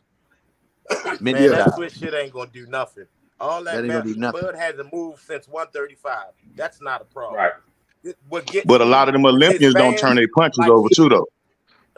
And look, Spence spars with Jermell Charlo. That shit ain't about to hurt him. Man, I'm telling you, he's gonna punish Bud. He's too small. That's a hell of a point. Hell of a point right there. He's too light in the ass, like literally. Like he a good small man. He a good, don't get, like I say, he got skills, yo. Like, but come on, be realistic. Who has he fought? Again, that's why I say those Olympians don't turn their punches over. Listen. I'm giving you why I think Earl Peters, like why it's just like a fact why he gonna punish him. Because for one, what he gonna do? How you gonna deal with a guy that's throwing 100 punches a fucking round all fucking night and just not stop coming? What are you gonna do? Right. He gonna give rounds away just to figure out. But what are you gonna do when that jab constantly pumping? He got to think. And y'all say it's IQ high, but it shouldn't take so long for a PvP king to get on somebody. 4 or 5 rounds? Fuck no. I think since he been dreadhead, Bud, though, I think he like to get in the fights, though. So with EJ doing it, see, EJ got to be ready for a nigga that want to get in the fight. And that's going to be his downfall, wanting to get in the fight. I'm saying, but also, EJ got to be ready for a nigga that ready to go into a fight at a split second. You know, that's what Bud Crawford in a split second. So that's why he be all that old. That's what's going to hurt him. You said that's what's going to hurt him? That's what's going to get him stopped. What about the body shots? What about the body shots? Everybody keep that mouthpiece in his mouth. So all y'all got Bud not doing nothing to EJ, not nothing. I'm not saying. Listen, I think he's gonna hurt. Because what I'm hearing right now is just a one-sided EJ show right now. Yeah. No. You remember? Anything can happen in boxing, G. I'm just giving you facts. Why I think y'all remember when Hearns came in there and he hurt Hagler. You know what I'm saying? That first 2 times, and Hagler got used to his power. And I think that's going to happen in this fight. I think Bud's going to hurt EJ, and he's going to have to feel that power, and he's going to have to acclimate himself to. Hearns went 3 rounds though. Then the pool count it only went 3 rounds, right? Yeah. Sometimes it's like that, bro. Sometimes it's short and sweet. You know what I'm saying? You go out there and you got to hit this man with something to make him respect you. And then if you ain't got enough, go ahead. I just want to say though. I just want to say, yo, I just want to say, I challenge everybody out here because we've been, yeah, you know, y'all. I know y'all been because I've been listening to y'all. But we've been cooking and talking about this fight happening for a while. Everybody go out there and buy this shit because they want to act like the Mexicans run boxing, and we got 2 of the top people. I wish Bud would have left Top Rank, man. I just wish he would have left. None of that even matters now. None of that even matters. That's in the review. Nope. Because he had to sign. Right. He had to cross that street. We got the fight now. Let's get that man credit. Hold on. Let's get that man credit. Let's get that man credit for crossing that street. Because a lot of these motherfuckers. I mean, finally. That nigga light about to turn red. For crossing that street. No matter what we say, he crossed that street. And like I said earlier, they yo, let me say this real quick, homie. Hold on. Hey, I'm gonna jump off, Paul, man. That's real shit, though. Hey, I'm gonna jump off, man. I appreciate you letting me come on, man, and let me cook for a little bit. No doubt. Hey, let's get Robert up in here. What's going on, Rob? Hey, subscribe to my channel, man. What's up, Paul? What's your channel? What's up to the channel? This is Mr. Moet. That's Knockdown boxing. Oh, what's going on, Mr. Moet? All right, my brother. Yeah, yes, sir. But you know, look, man, I don't hide behind no screen name. Robert Monroe Jr. That's my name. But I'm gonna give y'all a couple reasons why I think Earl gonna win this. I'll be real quick. 1, he's faced tougher competition professionally. 2, for sure, his Olympic pedigree augments his 11-fight deficit compared to TBC's record, meaning he has just as much experience against various styles. 3, watch the Errol Spence Jr. versus Lamont Peterson fight. Errol displayed a hybrid offensive-defensive style akin to Terrence Bud Crawford style. This means that he understands Bud's style because he can execute it when desired during competition. 4, Errol's taking big shots from Peterson, Brooke, Porter, Garcia, and Van Heerden, yet still continue to bite down and press forward. He's not chinny. Bud is chinny. 5, he had a heck of a test against Van Heerden. If y'all watch that fight, I know Van Heerden ain't good, but Van Heerden tried to be slick, and Errol cut all of that off. The only thing I'm gonna say that Errol, that shit was weird as hell. That weird bob and that weave. That shit was lame as hell. I got you though, bro. Thing I think Errol got to be aware of with Bud. It's my last piece, and I'm off. I'm listen to the panel. is Bud. If you watch his fight against Avanesian, he was landing some vicious uppercuts where he tries to crank the neck. He don't just try to get up under the chin. He tries to crank that neck and almost twist it. Earl sometimes sticks his neck out when he's in the pocket. So I think that's what I see. But that I'm gonna pause, man, to listen to y'all. Salute to Pool. Salute to King Judah. Man, I love y'all, man. Mr. Moet, I'm out. Appreciate it. So I'm like Mr. Moet. I got Earl winning. I gotta go in the distance though, y'all. I gotta go in distance. I got Earl winning. At least 8 to 9 of those rounds. You know what I'm saying? Like convincingly winning 8 or 9 of those rounds. You know, it ain't gonna be no Bud got robbed type shit. EJ gonna win majority of those rounds. You know, but I could already hear it. You know what I'm saying? Bud got robbed. Them niggas is master boxers, man. You know what I'm saying? They gonna be talking about that one shot, Bud. Man, you seen when Bud hit EJ in the head, how EJ eye look? That shit don't matter. You know what I'm saying? Hey man, I'm gonna tell you though. It'd be funny to hear y'all though. Y'all be sounding like the Super Friends talking about goddamn Thanos. I say y'all Hey, I'm with Schizo Paul here. You know, Bud coming there with them fucked up gloves, man. Hell no, bro. Hey, you can't come in there with them Goodwill gloves, bro. Hey man, but if that was Errol, y'all be like, bust the glove. What they gonna do though? Them BLK Prime gloves, bro. We ain't they from Everlast. They was from Everlast. They custom gloves. Well, he need to go to goddamn Walmart or something. Get him some damn new shit. So they don't need to use Everlast shoes on like Mike. And who was the company that Tyson Fury used? It wasn't Everlast. It was Mix. So what's the name of that company? It was Pro something. Yeah, they need to not use both of those companies. They need to not use neither one of those companies for those if they're gonna make custom gloves and shit. Because he gonna need all the help he can get. He don't come out there with the damn loose gloves and shit. All around the damn ankle and shit. So you think Bo Mac gonna have some instruction for him, Paul? You think Bo Mac gonna go in his bag? I think Bud, his style, the way he uses his style is based on athletic ability. So he knows everything. He fights this. I don't think he really needs Bo Mac like that. I don't think Bo Mac can really because this is going to be a grip fight to me. I don't think it's going to be some skill in there, but I think EJ is going to put so much pressure on him. He's going to have to fight, bro. Man, Bo Mac rub some Cheeto dust on the gloves if he get hurt. The boy can fight. Listen, did Ali. Cheeto dust crazy. The boy can fight. My thing is for that I really want to see though, if he can make Errol Spence do some different shit. If he gonna make Errol Spence fight. You know what I'm saying? Errol Spence can box your motherfucking face off. He'll break bones and everything. How he box. Now, if Terrence Crawford gonna make that man dance, because I ain't never seen Earl dance around nowhere trying to get up out of shit. He comes straight forward. You know what I'm saying? Can Terrence Crawford do it?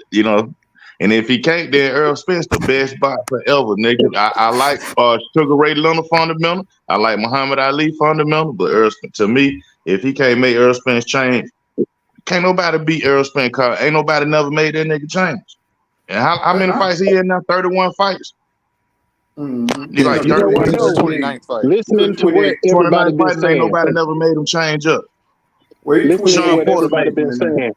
If he with the volume that Spence throws, it reminds me of what they said about Foreman. He throws so much, he got power. He better find a way to use that against him, like Ali did against Foreman. If he can withstand it and get his ass tired and it'll be all over. And that's the way to think of it, though. But he got to be able to do that shit. He ain't dreadhead Bud no more. You know what I want to say? I noticed in the Sean Porter fight that Bud punches a lot. Hold on. EJ got that stamina, bro. That boy, he only gets stronger as the fight goes on, bro. That nigga like the Incredible Hulk. You know what I'm saying? That motherfucker. He just get better and better as the fight goes on. If you gonna really start him, it better be early, bro. I know he We know he Captain America. Y'all. Really, he is, goddammit. But y'all really remember is, that Winter Soldier put that thing on Cap, right? I said it, goddammit. That nigga, he's the nigga Captain America, goddammit. I said it. You know, I had to get that nigga got that super soldier. I love this shit, though, y'all. I'm not gonna lie. I'm happy that they got this fight side, man. Whoever did those graphics for Bud, I had looked up Poseidon, man. You know how Poseidon died? He got his eyes crushed. Oh, yeah, Damn. man. I'm like, oh man, that was the wrong fucking picture, man. Whoever made that, whoever his graphic design here didn't do Bud no justice, man. Change that shit, man. Make it into a killer whale or something, man. Yeah. You should wear that shit out to the ring, though. You should wear that shirt. Well, I'm gonna just tell you the way that nigga face is built, man. It's designed for his eyes to come on up out of there, bro. It's designed. I saw somebody in the comments talking about he got high cheekbones. I was like, God, yeah, and that's what messed him up for having no high cheekbones, because somebody had them motherfucking clothes one, at least had the right eye closed. I'm trying to remember who that was. I think I know. Was it a black dude or a white dude? It was Kel Brooks that had that motherfucker closed up. Let me tell you something. Every time Buff get hit, that motherfucker be blowed up, man. I mean, his nose be bigger. You know what I'm saying? Everything. I mean, that dude swell up fast, bro. He's got soft tissue around his face, man. I got you. You know, but shit, what's his name? Green Machine had him swole. Go ahead, my bad. I was about to say if it get cut up though, Paul, they gonna stop that shit early. It like you say, if it swell up, if he swell them up in the third, let's say, for instance, he started seeing some swelling around the third and fourth round, in the fifth and sixth round, we see some blood leaking and it's in a bad spot. They gonna cut that shit and be like, go to the scorecard bullshit. They better not. They gonna tie that bitch up. Why you crazy for this? We gonna see Red Bull and who that boy he fought in Harlem. They tore that bitch up. But while we bullshitting, that's a serious thing that might happen, because I mean, I've seen Bud just swell up in a few rounds, man. You know, and EJ, what does he do constantly? He constantly jabs, bro. Constantly. Right. You know what I'm saying? He constantly hitting you with that power that left coming behind there. That is possible that he could get a TKO. You know what I'm saying? Yeah, that's possible too. Yeah, that's possible too. Yeah. But see, that's what I'm saying. But Bud Crawford being so what I want to say, got so many accolades, or how everybody put him with so much accomplishment that they might not. Undisputed at 140 can't help you from getting your ass whipped at 147. All that shit can't help him. You know what I'm saying? Because we ain't talking about Rolly Romero now. We talking about Bud. Yeah. Right. But see. This is my. So in other words, pull counter. They'll let him get his balance back and go forward again. Right. Other than waving him off. But check this out. This is my problem with Bud. It's the competition level, bro. You know what I'm saying? Mm-hmm. He fought who was in front of him, but you see how EJ had to go through the gauntlet. So he had to get the experience of fighting. Of fighting tough fights. You know what I'm saying, with high quality opponents, you know what I'm saying, where Bud had light touches, you know what I'm saying, people that couldn't match his athletic ability.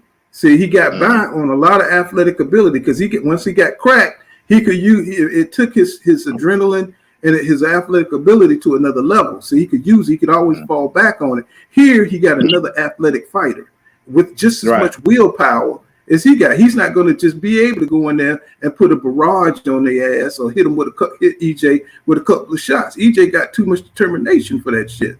So now you got somebody who he's going to have to really get down deep and pull out some real. He's going to have to go to the next level. He's going to have to get pushed to the next level. And sometimes fighters don't know if they have it or not. But I think we're going to find out this fight if Terrence Crawford got that greatness in him. And if he do, he's going to win. If he don't, he's gonna lose. You know what I'm saying? And that's they said she going in the jail with Bud Crawford, Andre Ward. They gonna have to dig deep. Because just like when Ward fought Chad Dawson, and I was a Chad Dawson fan. You know what I'm saying? I wanted Chad Dawson to win, but Ward went in there and whipped his ass. You know what I'm saying? I thought Chad Dawson was gonna put it on him. Man, Ward went in there and That shit hurt me, Paul. That's the only way. Was my guy too. That's the only way it's not gonna be a rematch. Yes, sir. You know what I'm saying? So this man, this is y'all. This is the greatest boxing match I'm talking about in 20 years, man. I am so amped for this shit. It's ridiculous. You know what I'm saying? Anybody gonna go to the fight? Anybody got the crib? I was thinking about it. You know what? In this round, so I got a few things going on. I got a family reunion, my son's anniversary, and my sister's birthday. Nigga said, with the way my bank account set up, nigga, it's like, Yeah. No, I'm watching it at the crib because I need to see everything. I'm not going. Without niggas hollering all in your ear and shit. Right. By the time that fight over with, I have you seen how Skip flexed on Shannon, right? Y'all seen how Skip flexed on Shannon? I was there. every time Shannon say Marvin Hagler versus Herman, I was there. Herman versus Leonard, I was there. I was like, damn, Skip your ass old and fuck, nigga. Skip. Oh, bro, I go way back. Boy. I'll go back before HBO, my nigga. You know what I'm saying? I go way back with ABC when they had fights on ABC. You know what I'm saying? Yeah, when they showed it on the Great World of Sport, and it was Howard Cosell in the building. Oh, wow. You know what I'm saying? I go back to him. Tuesday night fight on USA. Yeah. Dang. Oh, yeah. Tuesday night fight. Yeah, that's what I'm about to say. That's how far back I go. Them Tuesday night and Thursday night fight. Yep. Right. Y'all remember when Oscar De La Hoya was the greatest fighter in the world? Turn that TV off. Oh yeah. It was Sweet Pea. It was Sweet Pea and then Oscar. You know what I'm saying? At the lightweight divisions, before Tyson came along. You know what I'm saying? They robbed the shit out of Sweet Pea. Yeah. Man, they raped. I can't say that. They said they screwed him over, bro. Yeah. Ooh, they screwed him over. Yeah, they did, man. You know what I'm saying? That it was kind of messed up. See, that's to me, that's a true rivalry, man. Not what happened to Lomachenko. Lomachenko got beat. You know what I'm saying? Yeah. I just don't understand though, bro. Why they don't give Jamel and they don't give EJ their credit for their boxing ability, bro? They just won't do it. These magazines, they just I'm gonna tell you why, Paul. I'm gonna tell you why. Because they don't want them dudes to be the face of boxing. They want Loma. They want Canelo. They want anybody but what we know is. Because, the truth of the matter is, Errol been consistently, when he was consistently fighting, wasn't nobody else fight on that same night. I don't care if it was Canelo. Because everybody know all the tests is going to be in that mode. Even though they wouldn't go head to head, but Errol still do good and always did good numbers. Mm-hmm. He wouldn't. You don't even hear Errol mentioned as the face of boxing, knowing damn well Tank ain't gonna fight on the same night as Errol. He like, nah, man, we gonna goddamn have to, Errol, he's not a soft touch when it goes to who are they gonna pick to watch. You gonna watch Errol because he might knock somebody the fuck out. Man, I think Errol Spence made a leap as far as stardom go when Floyd Mayweather Jr. say, "Don't fight Errol Spence. Y'all beat Errol Spence Jr. I may think about fighting you." I said, "Damn." Beat who? Niggas beat him. Keith Thurman on him. Yeah. That's what I was saying. He tried to sick EJ on Keith Thurman, and Keith Thurman was falling for that shit. He did a pivot. He said, "What Thurman said? Thurman said they're trying to set me up." But really, that's how Mayweather operated all the time. He always operate. Yeah, he's telling him, "Hey, fight." I think he told Canelo to fight. Who was it? Cotto. What was it? The black dude, dark skin dude. Laura, or was it Austin? One of them. No, it was. Oh man, what his name? He told him to fight somebody. I forgot. He'll fight him. Trout. Austin Trout. Yeah. You know what I'm saying? So he said, fight him, he'll fight him. He always did that kind of stuff. You know what I'm saying? So, put Trout on the map. Yeah. But he called Trout and made that leg. He made him do the stanky leg. Well, my problem is when they start talking, they ask the Teddy, all the experts. They ask the Teddy Atlases, and so the only person that give them credit is that Goosen. Goosen will give a nigga some credit. You know what I'm saying? Yeah, the rest gonna be white boy on the boy out. What? Teddy Atlas and what's the man name was on HBO? The commentator with George Foreman, the white boy. Yeah, Lampley. Yeah, man. All of them, man. Floyd Mayweather had to cuss one on my not Jim Lennon Jr. What the nigga he had to cuss out of? He told him you don't never give me credit. Larry Merchant. Yeah, Merchant. Larry Merchant. Rest in peace to him. Yeah, Larry Merchant. He had to cuss some out. Yeah, because you remember all them years how they used to hate on their fights, bro. You was like, you just sitting there listening to these dudes, like just criticizing Roy and criticizing Mayweather. And no, they didn't want to the executioner. He said, "You didn't fight nobody." He said, "That was a mandatory. Fuck y'all want from me." Mm-hmm. Yeah, I like how Floyd all that frustration from all them years. Yeah, but no, I say, excuse me, but no, I say I retired all of them. I retired Don King. I retired Larry. I retired all of them. It's a shame how he turned out, though. God damn, man. I know, man. Goddamn white plantation butler. Damn white plantation butler and shit. I'm saying for real, man. I'm like, come on, bro. Smart investment. He didn't do like Floyd Mayweather said. That's why Floyd Mayweather rubbed it in their face. I made smart investments. They say that's what the whole Hall of Fame speech was, making smart investment. While looking at the other boxes in the audience looking pig-po. Yeah, I made smart investment. That's why I got a garage full of roll, right? I'm like, oh shit, Floyd, that fucked up. Bernard Hopkins got that. He's got that. Marvin Hagler syndrome, where he wants to be seen as a classy, upstanding dude, you know what I'm saying? But like Bill Haney broke his ass down, like, dude, you know what I'm saying? You ain't nothing like my son. My son is clean cut, bro. You've been to prison, bro. You know what I'm saying? He need to remember, you know what I'm saying, where he come from, bro. You know Man, speaking of Bill Haney, though, he was never supposed to tell his son he was winning that fight. Not at that point. In the 9th round, you mean? I heard that shit. I went back and watched it. Like, dude. Not the 9th round, but the 11th round. In the 11th round, he told him, he was getting beat up.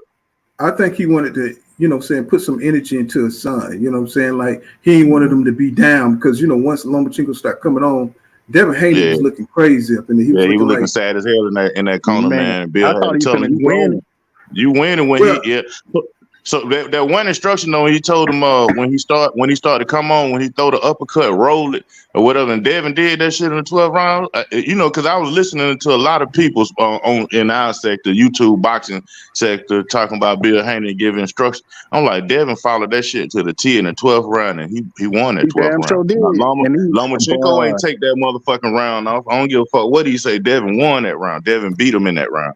Loma couldn't do shit that round. He was done. But see, they were giving him too much credit for the little bit of shit he was doing. You know what I'm saying? He came in on little spurts. He might have hit Devin 1, 2, 3, 4 times. You know what I'm saying? At the end of the round, they acting like he took the whole damn round. Devin was working 2 minutes and 20 seconds of every damn round. He'll come back at the damn end. Loma got tired because Tim Bradley was jerking him off the whole fight. Oh my God, look at that. I was so happy when Ward said, yo, man, stop the bullshit. Yeah, they were saying the man's legs were buckling when they wasn't buckling. And I was like, bro, y'all need to stop, bro. Y'all need to stop. Man, Tim Bradley's face, though. Somebody need to make a post of his face after that fight, man. He looked like somebody had damn ran over his kid's birthday cake. I said, what's wrong with him? Shit, goddamn, mouse of plan didn't work. Shit. Mm-hmm. Yeah. And Devin alluded to in his tweets. He said, this fight they made this fight for you to win. You know what I'm saying? He put that in there, and I'm glad he put that in there. You know what I'm saying? Because that they be trying to do them setups, bro. You know what I'm saying? Because they got to have that extra push from the system to help them out. My thing again, why they want to do them kids like that? Like, why they want to do when Floyd Mayweather was young like that? You know what I'm saying? And now young Devin Haney. Hell, I'm pretty sure I was too young to remember if they did Holyfield and Tyson like that. No, It they seemed didn't like do they Tyson loved like them that niggas, because Tyson was owned by them what was your boy name? I can't think his name. Jim Jacobs and the other dude. Oh, you talking some about Italians? Yeah. They maneuvered Tyson, man. Well, Tyson was the darling. Tyson was talking about fucking folks up way back then. They were covering it up. He was like, I want to push his nose until it's rain. This motherfucker Yeah, I on remember there that with right there. Diane He never Sawyer. got fined or none of that stuff. He didn't get fined or none of that shit. Because he was, he had the handband on his back. But once he went to Don King, he's a maniac. Like, he been a maniac. Yeah. Yeah, so Mike Tyson always been Mike Tyson. I'm glad he's smoking weed now so he can calm the hell down. You know what I'm saying? Something wrong with his ass. Hey, they gave no pill before that Lenny Lewis fight. At the end of the fight, this nigga on white Lenny Lewis sweat. I'm like, nigga, what the fuck was in that medicine? My mom was watching the fight. She said, man, what they did, they gave Mike Tyson some pills or something? Yeah, because exactly Lenny Lewis said he wasn't gonna fight him. He wasn't gonna fight him unless he take his medicine. Unless he after what he did to Holyfield, he wasn't gonna fight him unless he take his medicine. That medicine is some what the hell is that medicine? Like it's some ADHD medicine. Calm that motherfucking mouth. Yeah, some calm you down medicine. Yeah, nigga don't like that nigga sweat. I got you. Yeah, all niggas was like looking at Tyson like, what the hell is going on with this? Do you hear what she's saying? You know what I'm saying? he take pillows and he beats me. He knows how to not leave a scar when he beat me. I'm like, man, you need to beat ass right here on TV. I was a kid like, yo, dude, say something. Shit. Yeah, I am a little asshole. I say, boy, ain't gonna never let no chick tell like she capping, y'all. She cap. Say something. But them dudes be simps though, man. They be simps and shit, you know what I'm saying? Because she was, I was like, Holyfield went for the doctor, and I was like, what the hell y'all gonna talk about, bro? You gonna talk about Jesus all day? You know what I'm saying? It's like, you know what I mean? Man, come on now. Came out to some Mahalia Jackson to fight one of them. Trying to tell you, look here, man. Girls just want to have fun, bro. You know what I'm saying? They ain't trying to come out there to that oldie skokie shit. You know what I'm saying? And that was a bad mansion he had for a little while over there. I was living there when Holyfield had that mansion. I was living in College Park during that time. Too many kids, man. Had too many kids. Holyfield fucking everybody. He fucking radio show host, everybody. Yeah, like 20 kids, bro.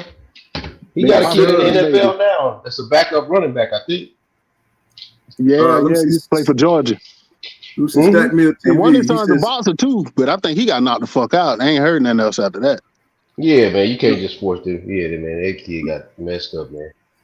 Let me read Stack Mill TV. He said they pick Bud, but Bud never fought nobody with skills either. That's going to keep a consistent jab and pressure on you, and every punch hurt. You know what I'm saying? That's for sure. You know what I'm saying? Cash Crypto says he says soon as it turns into a dogfight, it's over. But what's going on, Don Jenkins, the Gotcha Game? What's going on, bro? And let's see, Schizopaw said they offered the $10 million guarantee last year too. Yep, you know what I'm saying? I just think Bud probably just didn't feel like he was ready. JV, what's going on, bro? He says, I'm more interested in seeing what type of EJ we're going to get. He said EJ has levels that I believe he hasn't put together yet. Yeah, that nigga need to go Super Saiyan for sure. Or Ultra Instinct. I want to see him go Ultra Instinct on that. Yeah, I want to see. Yeah, I do too. I want to see because that means because Bud technically is a person that be like that just instinctively, you know what I'm saying, moving and shit. So can EJ respond to that shit on at the same capacity? You know, I believe he can. I believe Bud gonna only win like a couple of rounds. You know what I'm saying, being more instinctive than EJ. But I think EJ, you know, shit, that man been in the doghouse, man, and I think training with them folk at that doghouse is all instinct. Cause Floyd Mayweather say, "Well, your head got that you don't go to no you hit no buzzer, you go to somebody fall." So. Shit, practice training like that. That's why I think Tank David, Ryan Garcia just didn't stay in the gym long enough. But I think that's what Tank David got his flavor from too, from that doghouse. You know what I'm saying? To be instinctive like that. Ryan Garcia does not train. He doesn't have a consistent thought process of how he fights. His chin is up in the air. He don't have a chance unless he changes with Derrick James, and that's if he sits on there for long enough. One thing we haven't talked about was the way Errol Spence Jr., Derrick James camp train. They train like they're fight. They fighting. They're not just going in there sparring. They train like they're gonna fight in the fight, and that's why I don't think this is a close fight. Y'all don't think this is a close fight? I mean, I'm talking about how he's probably gonna adjust for that rest. You know what I'm saying, for being out the ring and stuff. You know what I'm saying, because he said when they train in that camp, they fight. When they go in, they're fighting like they fighting in the fight. They're not holding back. You know what I'm saying? And I believe that's why EJ got hurt the last time, because they really not pulling punches in there. You know what I'm saying? That's why Jamel be wearing that shield guard. You know what I'm saying? That body shield guard in there. You know what I'm saying? So he don't get hurt internally and stuff. You know what I'm saying? Because they be really going at it in that gym. And I think that's going to help. That's a close fight, just like we just seen last week. This is a 7-5 fight. I'm telling you, I don't see this fight being no 8-4, 9-3 type of shit. Look, man, Sean Porter is not good as Terrence Crawford. Neither is Kell Brook, and neither is some other guys. I'm telling you this right now. Right. I'm an Errol Spence fan. I went to the fight. Went to the Mikey Garcia fight down in Dallas. I believe Errol Spence is a great fighter. But Terrence Crawford is the best fighter he's ever fought, and it's the same in reverse for each one of them. I think people forget one thing. Yeah, but I remember what Jamil Charlo said. He said the hardest person to ever hit him was Spence. You got to take that into consideration. Charlo is in 154, and he's saying the hardest guy that's hit him is Spence. And Spence is at 147, and you know. Yeah, I believe Spence punches hard. I didn't say that. I believe Spence punches hard, very hard. And he almost knocked damn Sean Porter's head off that night, but it didn't come off. I'm gonna right back in. Well, he got up and got right back in there. Sean Porter got looked like a state of right back in there, but at the same time, he wasn't the same Porter after that. Spence started to come on. Sean, Porter, man. Yeah, you know, Porter is so small, bro. Y'all don't realize how short that dude is, man. I mean, he is small. You know what I'm saying? He looked like a little 12-year-old kid, you know what I'm saying, standing up. You know what I'm saying? So yeah, man, that's gonna help. That's gonna help EJ, man, because they the way they spar, I mean, and having Jamel Charlo, he's boxing some of the best boxing right now. I think his form that he got right now, it's gonna help EJ. It's gonna help sharpen him up. You know what I'm saying? And now they got Ryan Garcia in the camp. Not that he gonna add shit to it, but you know what I'm saying. Derek is up. My bad. Go ahead. I would like to see Plant and Andrade in the camp. Yeah, that's too many niggas, man. You know how Derek gonna spend time with all them dudes. You know what I'm saying? He got his hands full. I'm saying sparring Spence. I would like to see them in the camp sparring Spence. They're like working. Oh, that's what yeah. I bet Spence wouldn't mind going in there and busting up Boo Boo. You know what I'm saying? He over there now. He's back over there. So see, a lot of people don't understand that EJ could fight at 160 if he wanted to. Yeah, he could fight at 160 if he wanted to. I don't know if he could go higher than that, but he could definitely. Gonna finish it. That's why he agreed to fight Canelo, because you know he can go up there and make that weight at 160 or another catch weight. You know, down like in the mid 50s. You know, because some fighters like Ortiz, his body don't react well to cutting weight like that. So you see, I don't know if he need a nutritionist. I don't know, but some fighters they can't do it, for too long. They can do it a few times, and he's passing out and going to the hospital and shit like that. He better stop cutting that damn weight and move his ass on up to 154 or 160 or wherever you need to go.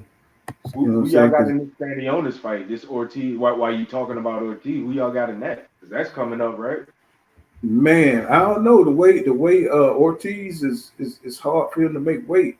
That's probably gonna hurt him against. It's supposed to be still going down. It's supposed to be going down. But if he's healthy and he healthy. I'll take Ortiz over Stanionis. You know, even though I think Stanionis got better defense than him. You know what I'm saying? That's a good one. That's a 50-50 fight for sure. Y'all think Stanionis can do better than Green Beans? Oh yeah. Green Bean just get hit. He got a lot of power. You know what I'm saying? Hey, Paul. Mm-hmm. Do you think the winner of Stanionis and Ortiz should be the one who Boots fight next? Mm-hmm. Oh, I thought he was in the mix. He was in the mix for Stanionis, I believe. You know what I'm saying? Virgil Ortiz said his camp said they're not going to fight Boots for like 3 or 4 years. They already said they're not interested in that shit. You know, that kid look like goddamn a superhero, man. You know what I'm saying? I mean, that kid. Mm-hmm. What's this I hear about Boots turning down Stanionis?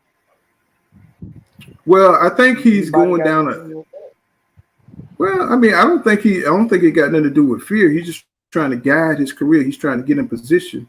And I think he wants that Spence fight. I think that's what he wants. That's why he left the WBO line and came over to the IBF, because they're the best at really being honoring their mandatories and stuff. So I guess he figured if he become the mandatory Spence, he'll get that championship fight. And he don't want to waste time with the rest of them. I think before he would. Man, I don't think he ever gets to fight Spence, bro. I don't think Ortiz or Ennis gets to fight Spence or Crawford. Neither one of them. They're gonna get vacant belts, bro. They're gonna get vacant belts. That's all they're gonna get. If this fight is official, Bud and Crawford, that ain't happening. Oh, but they could definitely meet up at 154 later on if Spence stays in the game that long. You know what I'm saying? Yeah, but if y'all think about it though, as age as Canelo is and Spence is close enough to age, once Spence go about to 160, he ain't coming back, bro. So right. And Canelo would never fight EJ right now as fast as he declining. You know what I'm saying? He'll never fight that fight. You know what I'm saying? That'll be too much. I think EJ work rate too much for him. You know what I'm saying? He's slowing down like an old man now. And I don't even think he's gonna fight Bivol, tell you the truth. You know what I'm saying? I don't. They talk about shit. You ain't fighting Benavidez. You know, shit. You talking about work rate? You know what I'm saying? He's not the best boxer. He ain't got the best boxing skills, but he gonna put them hands on him. He got fundamentals. That's enough. He got a jab and body work, and he can move his head. Mm-hmm. So you know, man, I'm so amped up about this shit, man. I just can't tell y'all, bro. You know what I'm saying? I don't even want to go to work. You know what I'm saying? That's how bad it is. I just want to celebrate. I just want to have a goddamn street party. Let me see what Cop Killer said. These coward fraud fanboys always bring up the car accident. Said Spence was in that Spence was in, but after Errol Spence finished punishing Bud for 10 rounds, he's going to look like he was in a car accident. And you could believe that. I do believe he's going to swell up, bro. Yeah. X-Men says Crawford's leaving that ring with 2 swollen eyes, broken ribs, and no belt. Spence would dominate easily. Let me see. Schizo Paul in the building. He says, let me get this right. Schizo Paul says, he's talking skates all day. He says, good breakdown. King, I think King is a Bud fan. He says, when is the press conference? I have no idea, bro. You know what I'm saying?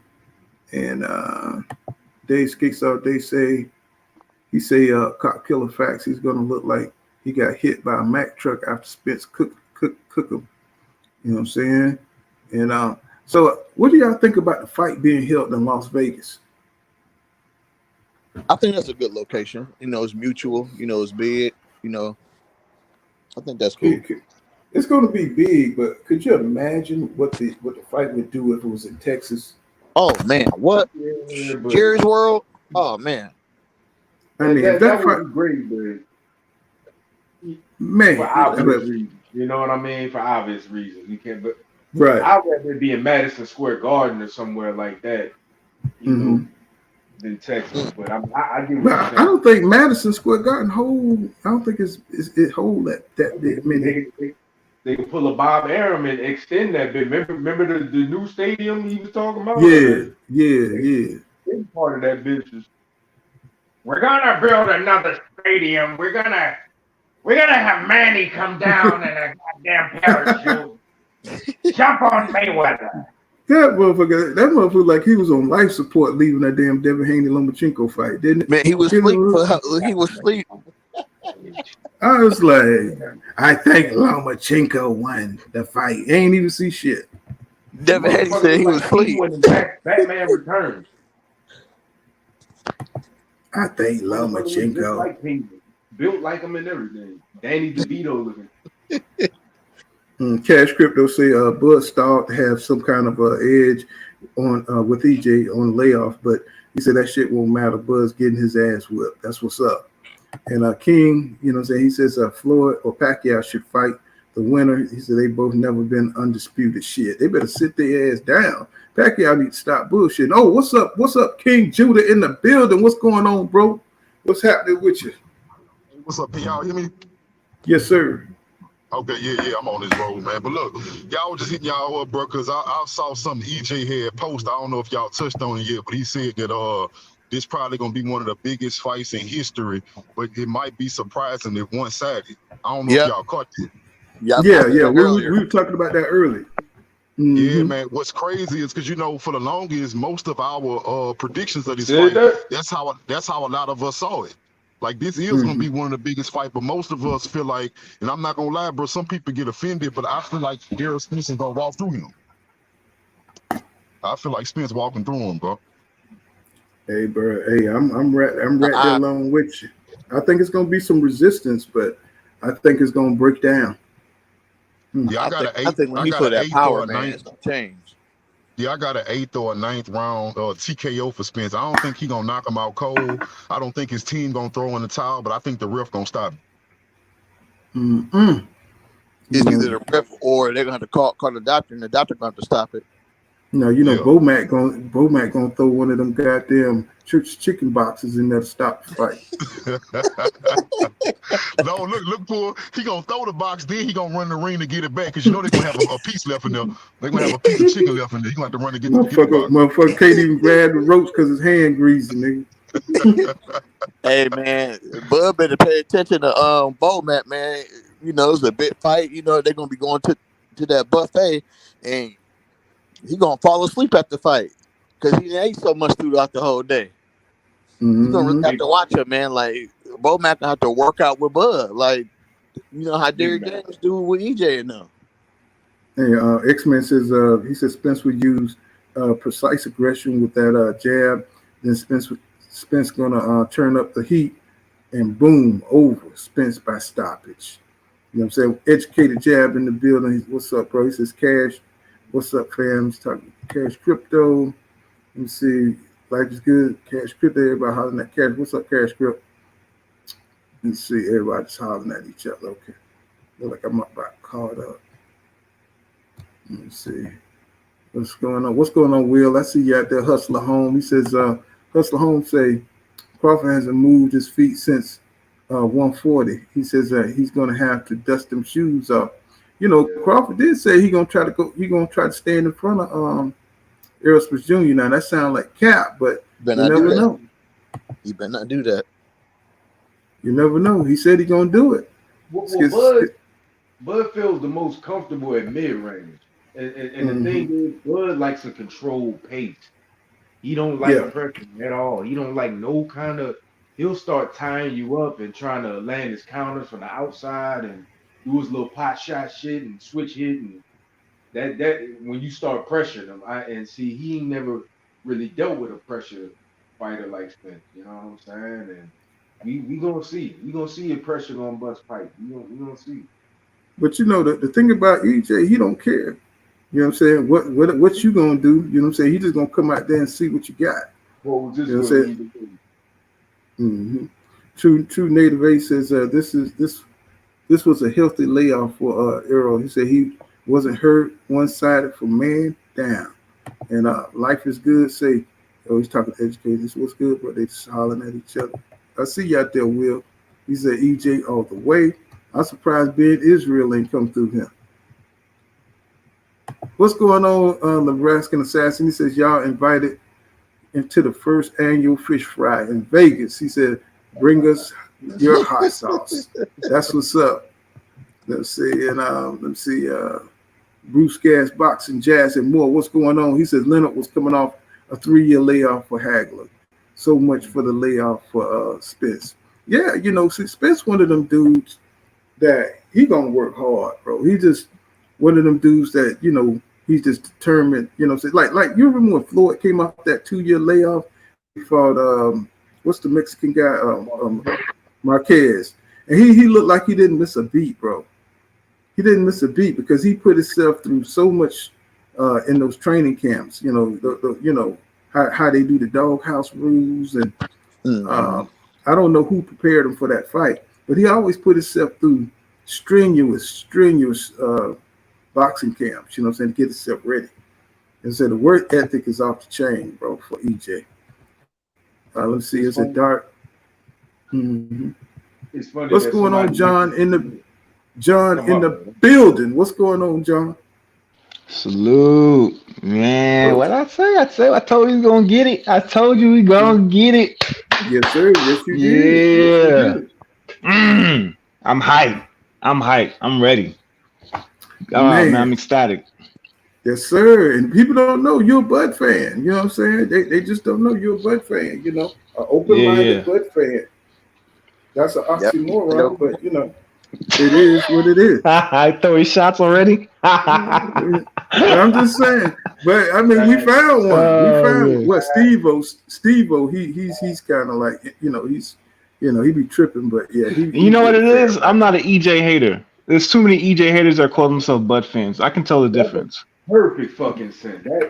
Okay, I believe you. Paul, when you enough said. You say you ain't an EJ because that's what most Bud groupies is. EJ is. Yeah, they're not really Bud fans. I don't even think they even watch like Father Bud fights.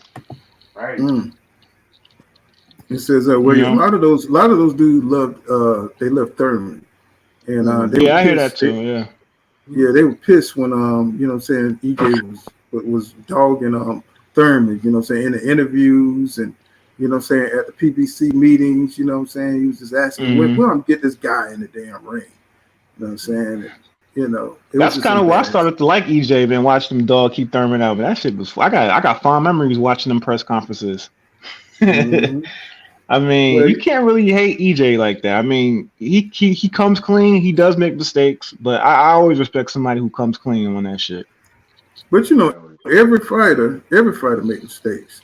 It's just can you take advantage of those mistakes? You know, we've seen Crawford get Falumaloon, bro. You know what I'm saying? They just didn't have enough to finish him. You know what I'm saying? They couldn't execute the finish him. Don Jenkins, the Gotcha Game, he says, Virgil uses high guard with a very good jab. He says the high guard itself not going to work, but with a good jab, man, listen. And let me see, JV. Oh, that was JV. Let's see. Don said, he says, Bomac said this will be his worst fight. You already know. You know what I'm saying? Because you know, Bud ain't used to turning up for a long period of time, bro. He's not used to turning up for a long period of time. And this is going to be one of those fights where he's going to have to consistently turn up. You know what I'm saying? He's going to have to consistently keep Errol Spence Jr. at range. You know what I'm saying? And that's going to be an interesting thing. Can he keep Errol Spence Jr. at range? And even at range, EJ be throwing them damn punches. You know what I'm saying? I look at the Dana Garcia fight, and he's a counter puncher. You see that graphic? You breaking it down perfectly in that graphic right there. It's full every time Spence, every time Spence moves forward with that jab, Bud gonna step back and throw that right hook. That's gonna be his money shot.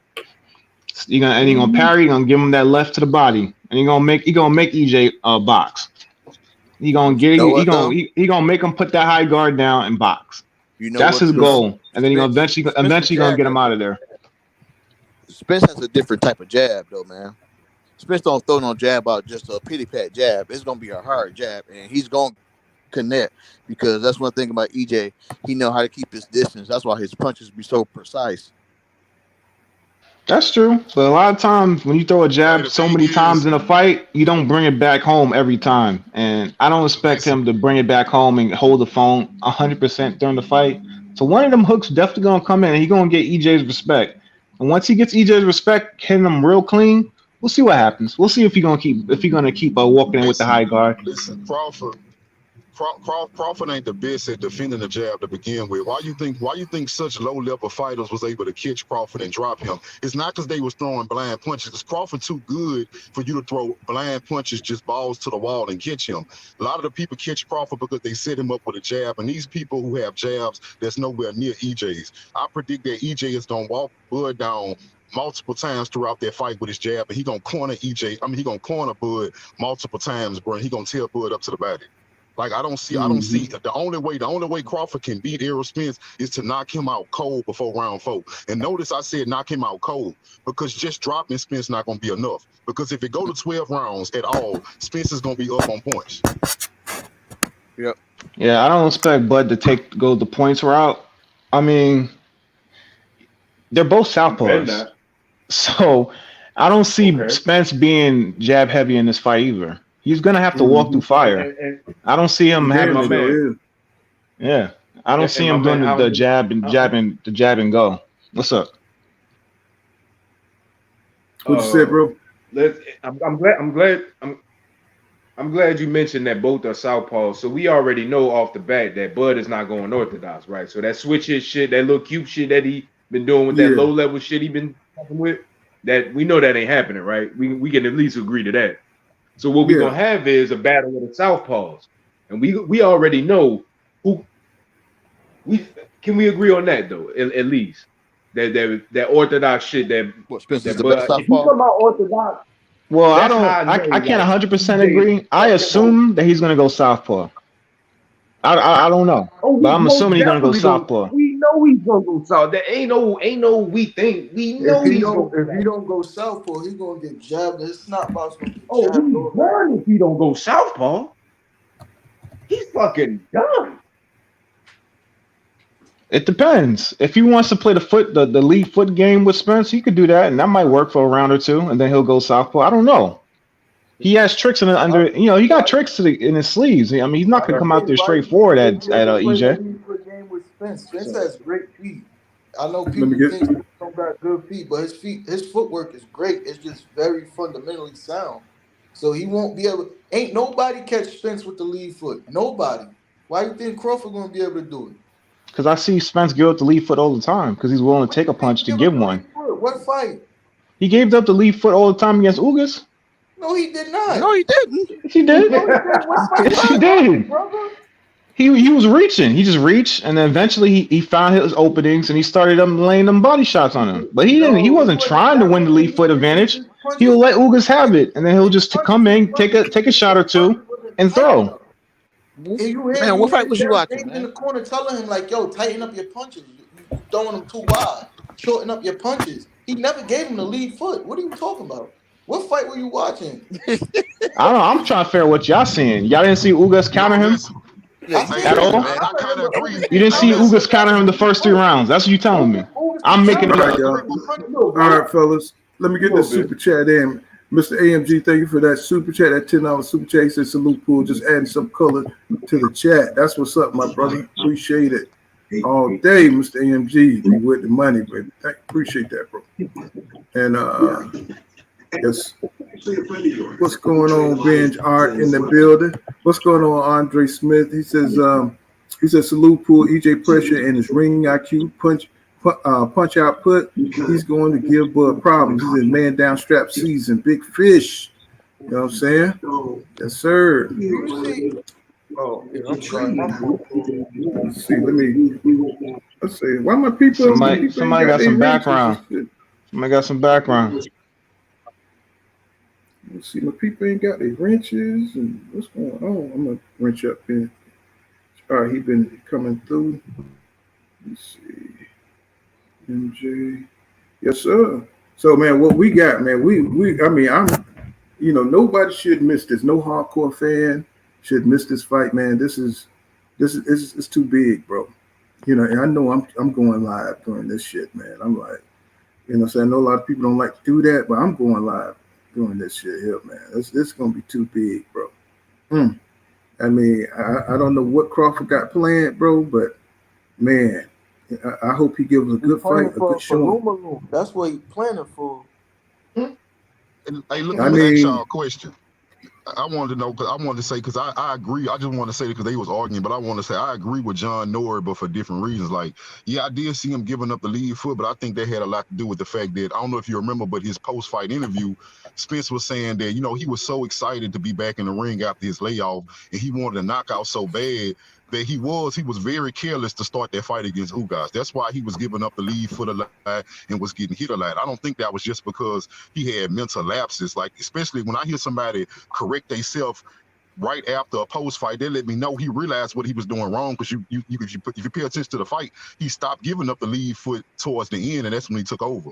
So I don't think he's gonna come into that fight with Terrence Crawford and even have that issue at all. But to tell the truth, I mean, if you watch, you know, even go to Jim, what's his name? He gives up. Sometimes he'll step intentionally on the inside. You know what I'm saying? That's what I'm saying. That's what he does that intentionally. He spends fight like that sometimes, depending on what he's trying to do or what shot he's trying to get off. I mean, he has a very specific, you know, thing he's trying to do. He knows where he want to get, what spot. Sometimes he will step on the inside. You know what I'm saying? And you know what? You know what? I was just about to say that's a smart, because now that y'all put it like that, I'm thinking as a fighter, because I never had a pro fight, but I used to train. You know what I'm saying? I used to train a lot, bro. Like I did this for about 2 or 3 years. But my thing is, that make a lot of sense. If he's stepping in on the inside purposely and he likes to fight, he know that most people don't want to get in a dog fight with him. Fighters train themselves to respond to certain things instantly. So I think that's a way that Spence baits you into getting into a slug out with him. Damn. Yeah, and EJ might make that mistake on. I was just like, EJ might do that on purpose to bait you to respond to that by thinking that you have him where you want him. You see what I'm saying? Think about it, bro. If I want you to trade with me and you won't trade with me, I would do something to make you think that you have. Damn. But that's basically what he did against Ugas. He had to step in to get those shots. He couldn't outbox Ugas. He didn't have the foot speed. That's just fact. Bait people like a fast fighter. Like I'm gonna say Ali. Ali wanted you to swing so he can counter you with combinations. And the way he baited you to do that was to get in front of you with his hands down. That's how he baited you to throw that punch at him. Because if he would have had his hands up, most people wouldn't have even attacked him the way he wanted. You cutting out, big dog. Yeah, you couldn't out. Keeping his hands down. You couldn't out, Judah. No, I was just saying that if y'all can hear me now, I was just saying that I was saying there can be a way that EJ bait people to trade with him on the inside by doing the wrong thing on purpose. Like Ali would bait punches out of you to counter you by getting in front of you and punching distance with his hands down. What's going on, the right side in the building, respectfully. I see, you know, saying, because what Crawford like to do, he like to put that jab out there, just like that. I watch Shakur, and Shakur, he fights just like Crawford. You know, he got a lot of technique like Crawford, and he likes to punch at your guard. You know what I'm saying? He like to disrupt your guard, and you know what I'm saying, catch you. You know what I'm saying, with a check left. You know what I'm saying, for Shakur. You know, and catch you. You know what I'm saying, with the other hand when you come in, right? And he'll jab, you know, and try to keep you at the end of that damn jab. It's going to be interesting to see if he can do that with EJ. There's a lot of interesting things I want to see how Crawford respond. Say what now? Somebody said something? I don't know if he's going to fight like that, because that's a traditional southpaw tactic that you would do to a traditional fighter. That's how most southpaws fight. The same way. He fight. Bud fights the same way every time out. But you know, southpaws, they gonna. With two southpaws, I think they're gonna end up dancing a lot. There's gonna be a lot of dancing.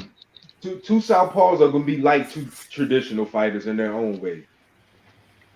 So it's gonna be a lot. It's gonna be a feint war. It's gonna be a little bit of measuring, because I just don't think Spencer's just gonna walk in there and trying to get shots. He's not gonna walk through all them shots, man. Them shots gonna be coming fast. You're gonna have to be calculated with that. He's gonna have to be calculated, but trust me, Spence is gonna do Spence, dog, and then some. You don't think he's gonna be ready for this fight, dog? You think he going in this fight with his eyes closed? You know what I'm saying? Like, if he really wasn't ready, like, he really wasn't going this right.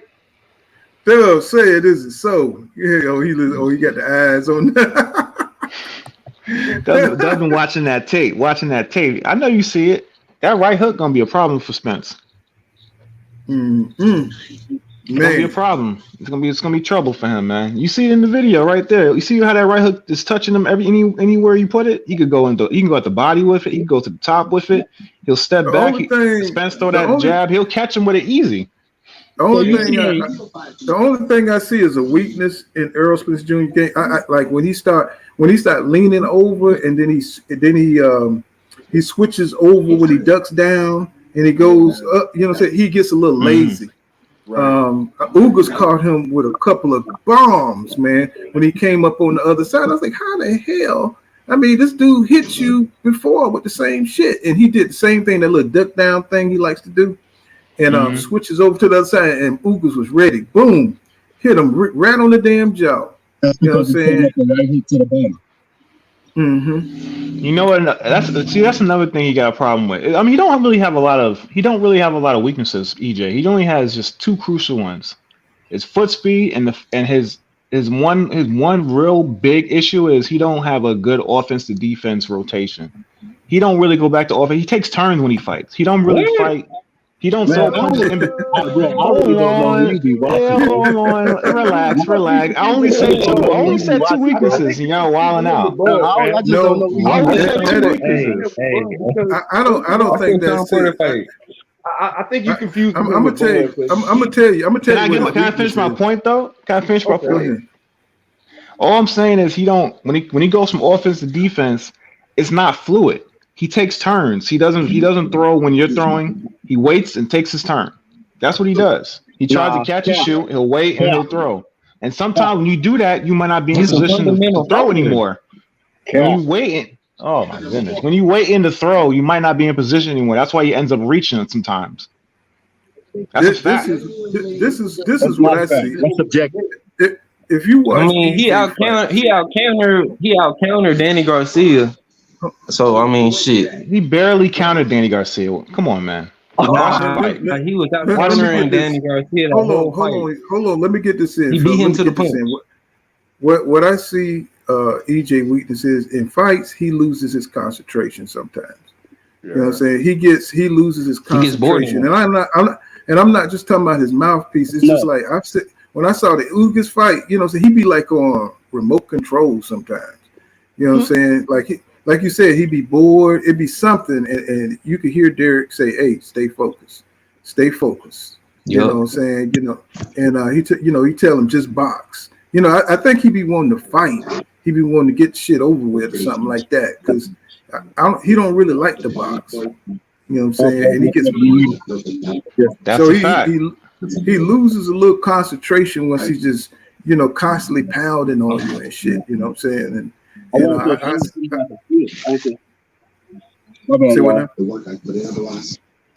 me talking to my fighters. Cop Killer says this fight is going to be epic on the level of Mayweather Canelo fight. He said everybody that is somebody is going to be there to witness history. Yep, Shannon Sharp said he's going to be there. You know what I'm saying? Got that dub. He says educated jab. He's talking to somebody in the chat. Let's see. Ron Jones, what's going on? Ronald and Emily Jones in the building. Let's see. He says that EJ has a huge coaching advantage. Yep. Hey, Paul. You know. Yep. What up? Hey, you think punch resistance? You think punch resistance is gonna play a part in this fight? Yeah, I do. You know what I'm saying? I really do. Oh, yeah. You know what I'm saying? You know, it's gonna be durability. I want to see how Bud react to them body shots. You know what I'm saying? He's gonna be getting hit. Really, he's gonna be getting hit everywhere, all over his body. He's never sustained like a brutal damage in the ring. You know what I'm saying? When it comes to like is Bud a mover? Is he a mover at 147? No. Does he move a lot at 147? Bud? No. So this fight gonna be on the inside majority of the night, right? Mid range. Probably not. Yeah, it's probably not. Oh, he do a lot of shuffling right now. EJ needs to be. He do a lot of shuffle steps and shit like that. Moments outside. Who controls distance the most? More than likely, I gotta tell you guys, man. I know y'all hoping that he gets in the car seat and he gets in the phone booth for EJ. He's not gonna do that. More than likely, he's gonna frame EJ for counter shots. It ain't even about the these guys. Every time EJ steps in, he's gonna put his arms out, position him for a counter shot. He's gonna go straight to that body. He's gonna make him stop. He's gonna make him box. That's what's gonna happen. And this why I got EJ on point. This why I got EJ winning on points. He's gonna make EJ box. Did he make Bud box? I mean, did he make Porter box? Green Beans didn't have to box to drop him. Yeah, he made Porter box. You see Porter trying to feint and do that ugly feint. He made Porter box. He tamed Porter. Look, we talked about EJ weakness. Let me tell you about Bud weakness. You saw in the Porter fight when Porter got past that jab or past his little timing points and shit, Bud didn't know what the fuck to do. All he did was tie Porter up. That's all he did. Yep. You know what I'm saying? And so EJ is going to be testing that. He's going to be testing them waters. Every time he engaged. You know what I'm saying? So I can't see Bud being able to tie up EJ. And you know what happens when you tie up EJ. You know what I'm saying? He's still fighting. Just like in the Kell Brook fight. Kell Brook was a holding ass nigga. You know what I'm saying? That nigga would hold. I mean, that nigga, they should have hired that nigga, you know what I'm saying, to hold down trees the way that nigga hold people. Right. And he was breaking the shit out of and let me tell you, Kell Brook is a strong welterweight. Strong. I think he's stronger than Bud. You know what I'm saying? Physically, not power wise, it's punching power wise, but just physically. And I don't think Bud want to get in there and tussle with that bear. You know what I'm saying? Because it's going to wear his ass out. It's going to wear his ass down. And see, I saw Porter going in, and when Porter, before he ran out of energy and started getting tired, you know what I'm saying? Bud didn't know what to do on the inside with Porter. Just didn't know what to do with him. He kept pivoting and holding and trying to smother. You know what I'm saying? Yeah, putting back like you do. So I don't think he's gonna be able to handle EJ like that. He's gonna have to time him. Timing is gonna be very important for Bud because he's gonna be trying to catch EJ coming in. You know what I'm saying? But EJ, he do have a jab. He can box, y'all. You know what I'm saying? He can box and he can bang. You know what I'm saying? So it's just gonna be that a lot of stuff. Gonna give Bud problems, man. Yep. Mm-hmm. Just like Kell Brook did in 2 rounds. Had the shit swollen up. What's going on, PGH Big Dog in the building? Zach B in the building. What's going on, Trill Hill in the building? Yo, Brook left his corner on that T-word in motherfucker. the building. Yes, sir. What's happening? So I mean, man, this is some of the greatest news I've heard since I've been doing this channel, man. It's like these niggas been on a collision course forever, man, and we finally here, bro. And we, it's almost like you know what I'm saying, when you about to hit the finish line and you tired as hell, bro. That's what I feel like. I feel like I done ran a damn marathon and shit. And here we are, at the finish line, bro. Yeah, man, this is, the build-up got to be great, bro. Do y'all think Terrence Crawford, is he going to get animated, or you think he's going to get laid back? You know what I'm saying? Or we're going to see that Terrence Crawford pop up after the Maurice Hooker fight? What Terrence Crawford y'all think we're going to get in this build-up? Is it going to be he?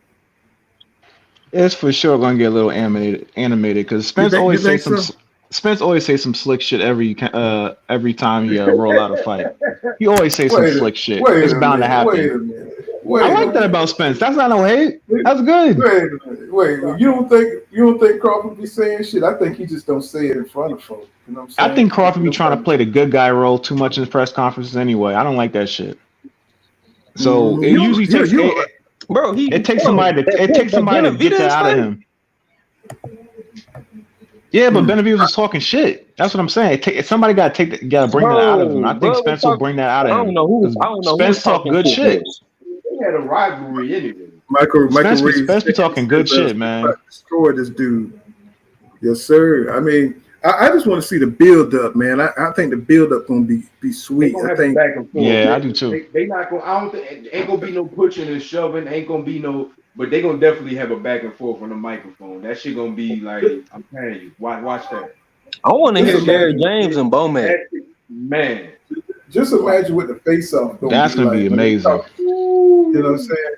And you already know, Bud got his little resume prepared and stuff. You know, I'm the undisputed champion. You know what I'm saying? I already know what it feels like to be. Y'all already know we're gonna hear that shit. I already know what it feels like to be undisputed. You don't know it. You're gonna be like, I already beat those guys that Spence's F for. I beat those guys already. Then Spence will come back. You ain't fighting. I fought him. You gotta let Renzo. You gotta let Renzo. Renzo, you got to do that part, bro. You know what I'm saying? I mean, guys are fighting us. He's fighting the same guys that I'm fighting, and I'm fighting the same guys. These other guys. You ain't fought him. I fought him. That's what it's gonna be, and then Spence gonna say some slick shit like green beans had you hurt, and then that's all it's gonna be. It's gonna go left from there. Baby. That's what it's gonna be. It's gonna go left from there. As soon as you say that green beans had you hurt, you Gamboa had you dancing, and then as soon as you say that shit, it's gonna go left. I can't wait. But you already Bud proposing. Green beans had Bud on one knee. Like, that white boy, that's embarrassing, dog. You get dropped by a white boy. That means that nigga on bended knee, bro. Yeah, he's still down like a pig. Get married. Man. Ugas almost punched him out the ring though, dog. He almost punched him out the ring, Ugas. This ain't even Dark Caesar Ugas. This is bald Ugas. So y'all waiting on a cheap shit. Y'all waiting on Earl to lose his mouthpiece or something? 2 fights in a row. That's what y'all waiting on. That's the hope that y'all. That's what y'all clinging on. 2 fights in a row. I just want to know. They hoping he come to the fight drunk. That's what they hoping on. Boy, y'all ridiculous. I ain't trying to get that dirty with him. I'm just keeping it in the ring. I just want to know if this nigga I just want to know in the face off he's gonna say something about the easy route, bro. I'll be done. Nigga, I would be done. You know what I'm saying? You said you took the easy route. You know what I'm saying? Here's the thing though. When they was in front of each other before, they talk good shit. And I don't see that's gonna change. This is the fight. You know, it's gonna be part 2 of that shit. They ain't gonna turn it down when they on the press conference. Hell no. Nori, wasn't you the one that said something about the interview when about that meeting about the night that they had met up? What was you kept on repeating that last night? I don't remember. Remind me. It's your favorite point. It's your favorite point. I literally don't remember. Yeah.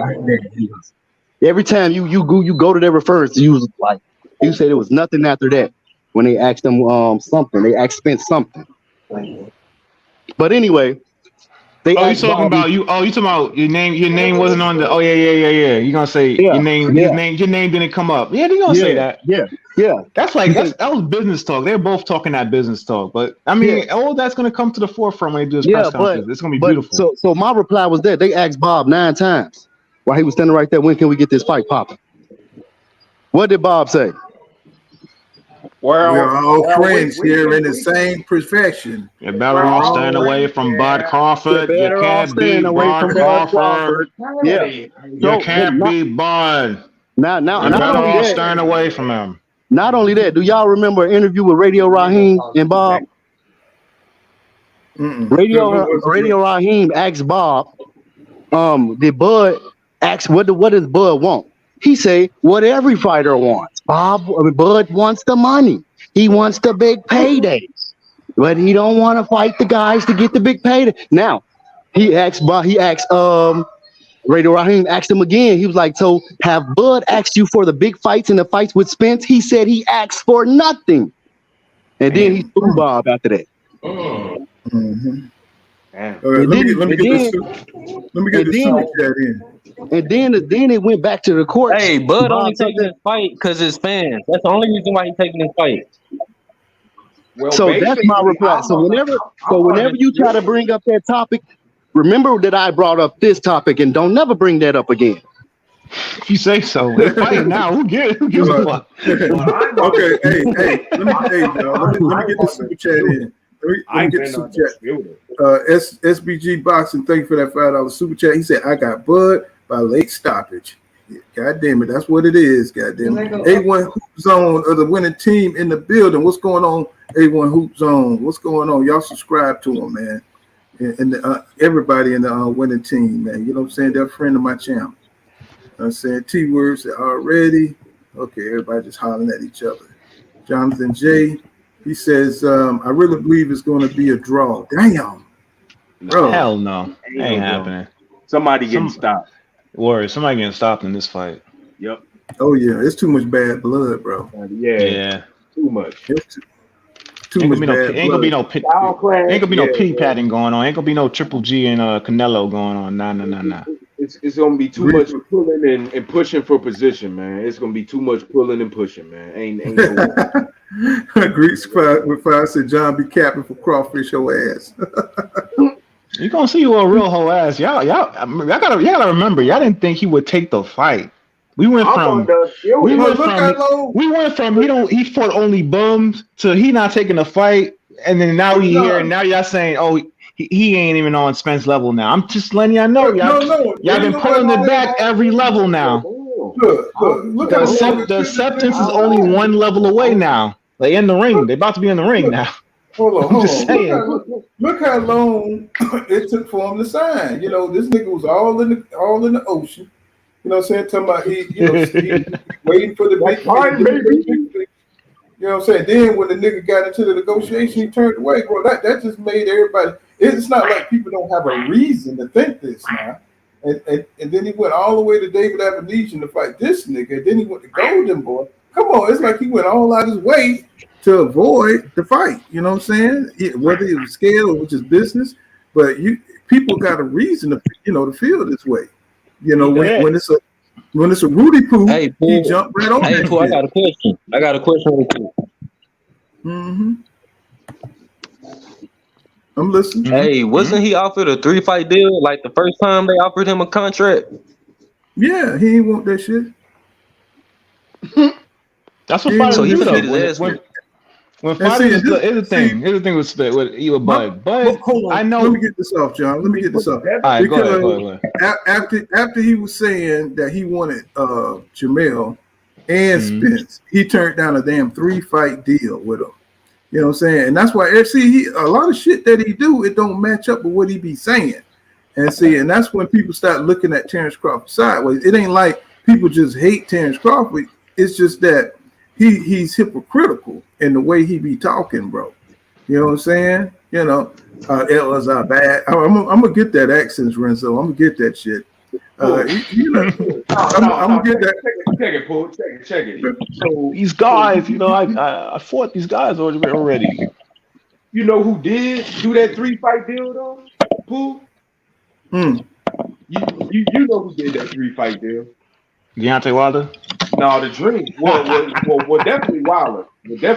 We know Wilder will fight any damn body. He'll fight. But he want his money, and I respect that. I ain't got no one with that. Look, Bud the kind of dude, he want his money. He'll fight you, but I want to get paid. Hell yeah. Nah. With that. Oh, but he gonna get paid regardless. I mean, he gonna get a rematch. He gonna get a rematch clause. I mean, going by the reports compared to what they was offering before, that's a hell of a good deal, man. There's no way you can say no to that. He saw that Ugas fight and started talking about his health. Bud ain't never talk about his health in his career ever, dog. I'm just saying, man. He got 50-50 and $10 million. How can you not say no? How can you say no to that? Respectfully, John, I got to have Doug right side up in here. Respectfully. You know what I'm saying? He just respectful. I got to clear it out for the dub. His channel is smoking, bro. So what's going on? Your channel is successful, my brother. Love it. I be catching it on the replay. We be trying to grind over there, man. Trying to be like grinding, bro. So, man, you know what it is. Shout out to everybody on the panel. Shout out to my brother. Congratulations. Salute. I appreciate it, man. Oh, there you go. I appreciate it. I really do. On the Devin Haney win, we know you prayed to the gods for that one, boy. You was on the edge of your damn seat. Hey, we pulled it out, baby, by the skin of our teeth. But nah, it is what it is, man. Shout out to everybody on the panel. I wanted to say this, bro. first things first. Shout out to EJ. Shout out to Bud. Shout out to my brother John Noy. I know I gave you credit last night, but I'll do it again. My brother John Noy told me, he said, "Damn it, the fight is gonna be made. We calling this man a duck, and the fight about to get made in the next few weeks. Is gonna get made." And I was like, "This man is crazy. He don't know what the hell he's talking about." And he was absolutely correct. Shout out to my brother, man. Look, man, I appreciate that. It's here. It's excited. Bro, I ain't gonna hold y'all. I still hadn't really quite processed it. So like I know it's happening. Like I know it, but I hadn't really. I'm just kind of still in shock that it. I'm like, man, this shit is some fake. I still don't believe it almost. You know what I'm saying? But at the end of the day, man, I'm glad we getting it. I hope this is a true 50-50 fight. From what I'm starting to see now that the fight is being made, a lot of people don't really believe that it's 50-50 like they talked about from the beginning. That's the funny thing to me. But I got EJ winning the fight. I think it's gonna be a close ass fight. I think possibly a decision, maybe a late stoppage, possibly. But I will say, man, it's gonna come down. Can Bud hurt EJ, bro? He's gonna have to hurt him, and I don't think EJ gonna have. We know EJ. He's not just gonna come with a 1-punch knockout, but at the same time, he breaks you down. Where Bud usually he can't. We've seen him break fighters down, but normally, you know what I'm saying? He get in there, start throwing in between your shit and catch your ass. You know what I'm saying? Stun you and get you out of there. Especially since he's been at 47, excuse me. And so, hey, if he gonna go in and do that, I hear people talking about he gonna be able to control the distance, fight on the outside. Maybe he will, but I just hadn't seen it consistently enough for him in his last few fights. And so I don't see it being that type of fight. Maybe for a round or two, possibly. But we know that EJ, he's gonna mirror you. He's gonna come with the pressure. And then also the question is gonna be, is Bud how much of the orthodox stance is he gonna work out of? I don't think it's gonna be much. And so when you have a southpaw versus southpaw, I think EJ's the more natural southpaw, and it's a lot of things that go into this, but I'm just happy we getting this damn fight, and now we can start talking about the business and who getting paid what. All I want to hear is I want to see this fight, and then whoever lose, I want you to exercise your rematch contract for December, and we can get 2 in 1 year, and I'll be happy with both of y'all fellas. That's what's up. That's where I'm at with it. Facts. Robert Emily Jones said Bud wasn't getting in that water. He know he can't swim. And Eli Peter TV says no one hate Bud until he stunned. He pulled last summer, stalling and ducking the fight. Exactly. You know, say what's going on? Eric B. He says Al Heyman delivered again. And let's see what's going on, Eric. What's going on, Byron? What's going on, Tremaine Smith? What's happening? BGH 762 says he says. The Dream fought a bum who got once in a lifetime chance and actually pulled through, but to compare it to Buddy to Tank or Shakur is wild. Man, I don't even know what to say to that. That's so crazy right there. That take's gonna age horribly. Man, these people they I don't know what it is, Paul. They hate Devin, bro. I don't know what it is. It's called fear. That's what it's called. I'll be honest with you. It's fear. Fear of a Muslim planet. Fear of getting outpointed. It's something, man, because that kid he gets a lot of hate, bro, and it's just be like, wow, they called him the email champion when he got the WBC. You know what I'm saying? He go get undisputed. You know what I'm saying? They say Kambosos wasn't shit. You know what I'm saying? He just can't get no respect. He just beat Lomachenko, bro. You know what I'm saying? Now Lomachenko, he crying, and you know what I'm saying? It's like, man, when he's gonna get some respect? I ain't saying put him, you know what I'm saying? He still got to fight Tank, still got to fight Shakur. But in my mind, man, that man is a champion. You know what I'm saying? In my mind, that man is a champion, man. You can't tell me no different, man. Devin Haney is that dude, man. He went out there and fought a veteran, somebody that Tank wasn't willing to fight at the time. I think Tank entered his prime since then, but early on, he didn't want no Lomachenko. You know what I'm saying? Only Devin was crying for Lomachenko back then.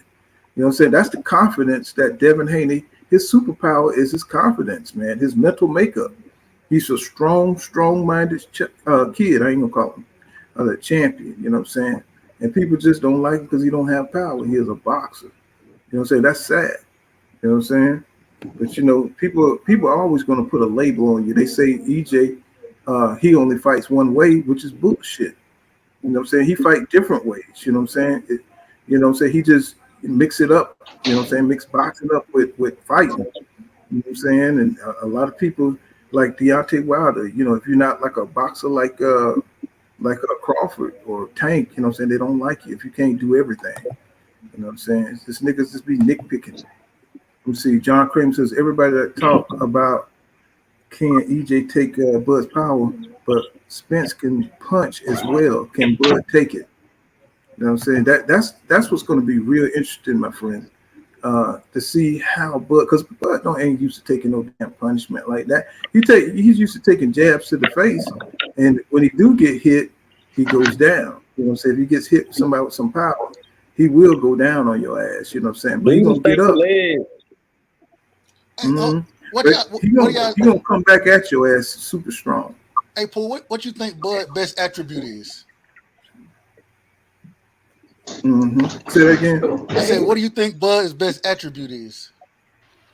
Man, his counterpunching ability, timing. You know, yeah, timing, and yeah, definitely. Yeah, timing is counterpunching. I think the timing. That's where I was going with it. His timing is what makes him so dangerous. But how's he gonna do all that timing when you got? Is it better than Danny? Is it better than Danny Garcia's timing? Yes, because he's way more athletic than Danny Garcia. That's the thing. Danny Garcia. Danny Garcia is slow. Some hella timing though. He's slow. Yeah, Danny got some great timing though. But that no look left is pretty horrific. Speed and timing, the two. You could be slow as hell, but if you had great timing, anybody who knows shit about boxing, what they'll tell you, timing beats speed every day of the week. You know what I'm saying? Yeah. So you could be a slow fighter, but if you got great timing, and I think that's what Bud got, bro. That's what. Yeah, but can I ask a question? The accuracy and timing that he can hit you with, it's special. You know what I'm saying? So I think that's why this is gonna be firework, because he's gonna have to hurt EJ, and the only way he's gonna be able to do it is, and this is the other thing, EJ gonna see this shit coming 9 times out of 10. You know what I'm saying? Only reason Ugas was able to hurt him because he was looking at the damn ground looking for a damn mouthpiece. Get your shit molded, EJ. Go get a mold and make sure your shit fits right, because it doesn't cost that much. You're rich. You can do it. So just come prepared for the damn fight, man. Don't let your mouthpiece be the reason you get your ass knocked out.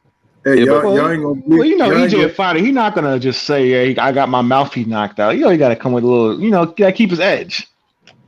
Hey, y'all, I got a load that just came in and shit. I got to get up out of here. You know what I'm saying? But we'll you know what I'm saying, I'll come back on if I can find some place with some Wi-Fi on the road. We'll come back tomorrow. Y'all take this over the right side. You know what I'm saying? On his channel. You know what I'm saying? And you know what I'm saying? We'll catch you guys tomorrow at some time. I got to get out of here and get this load. Hey, much love to you, Paul. Much love, my brother. Much love. Yes, sir. Yes, sir. You know what I'm saying? Salute. I appreciate everybody. But, you know, we'll be back in full effect. You know how we do. You know what I'm saying? I got to go get paid right now. Go make that money, brother. Take it easy. Yes, sir. Y'all peace out, man.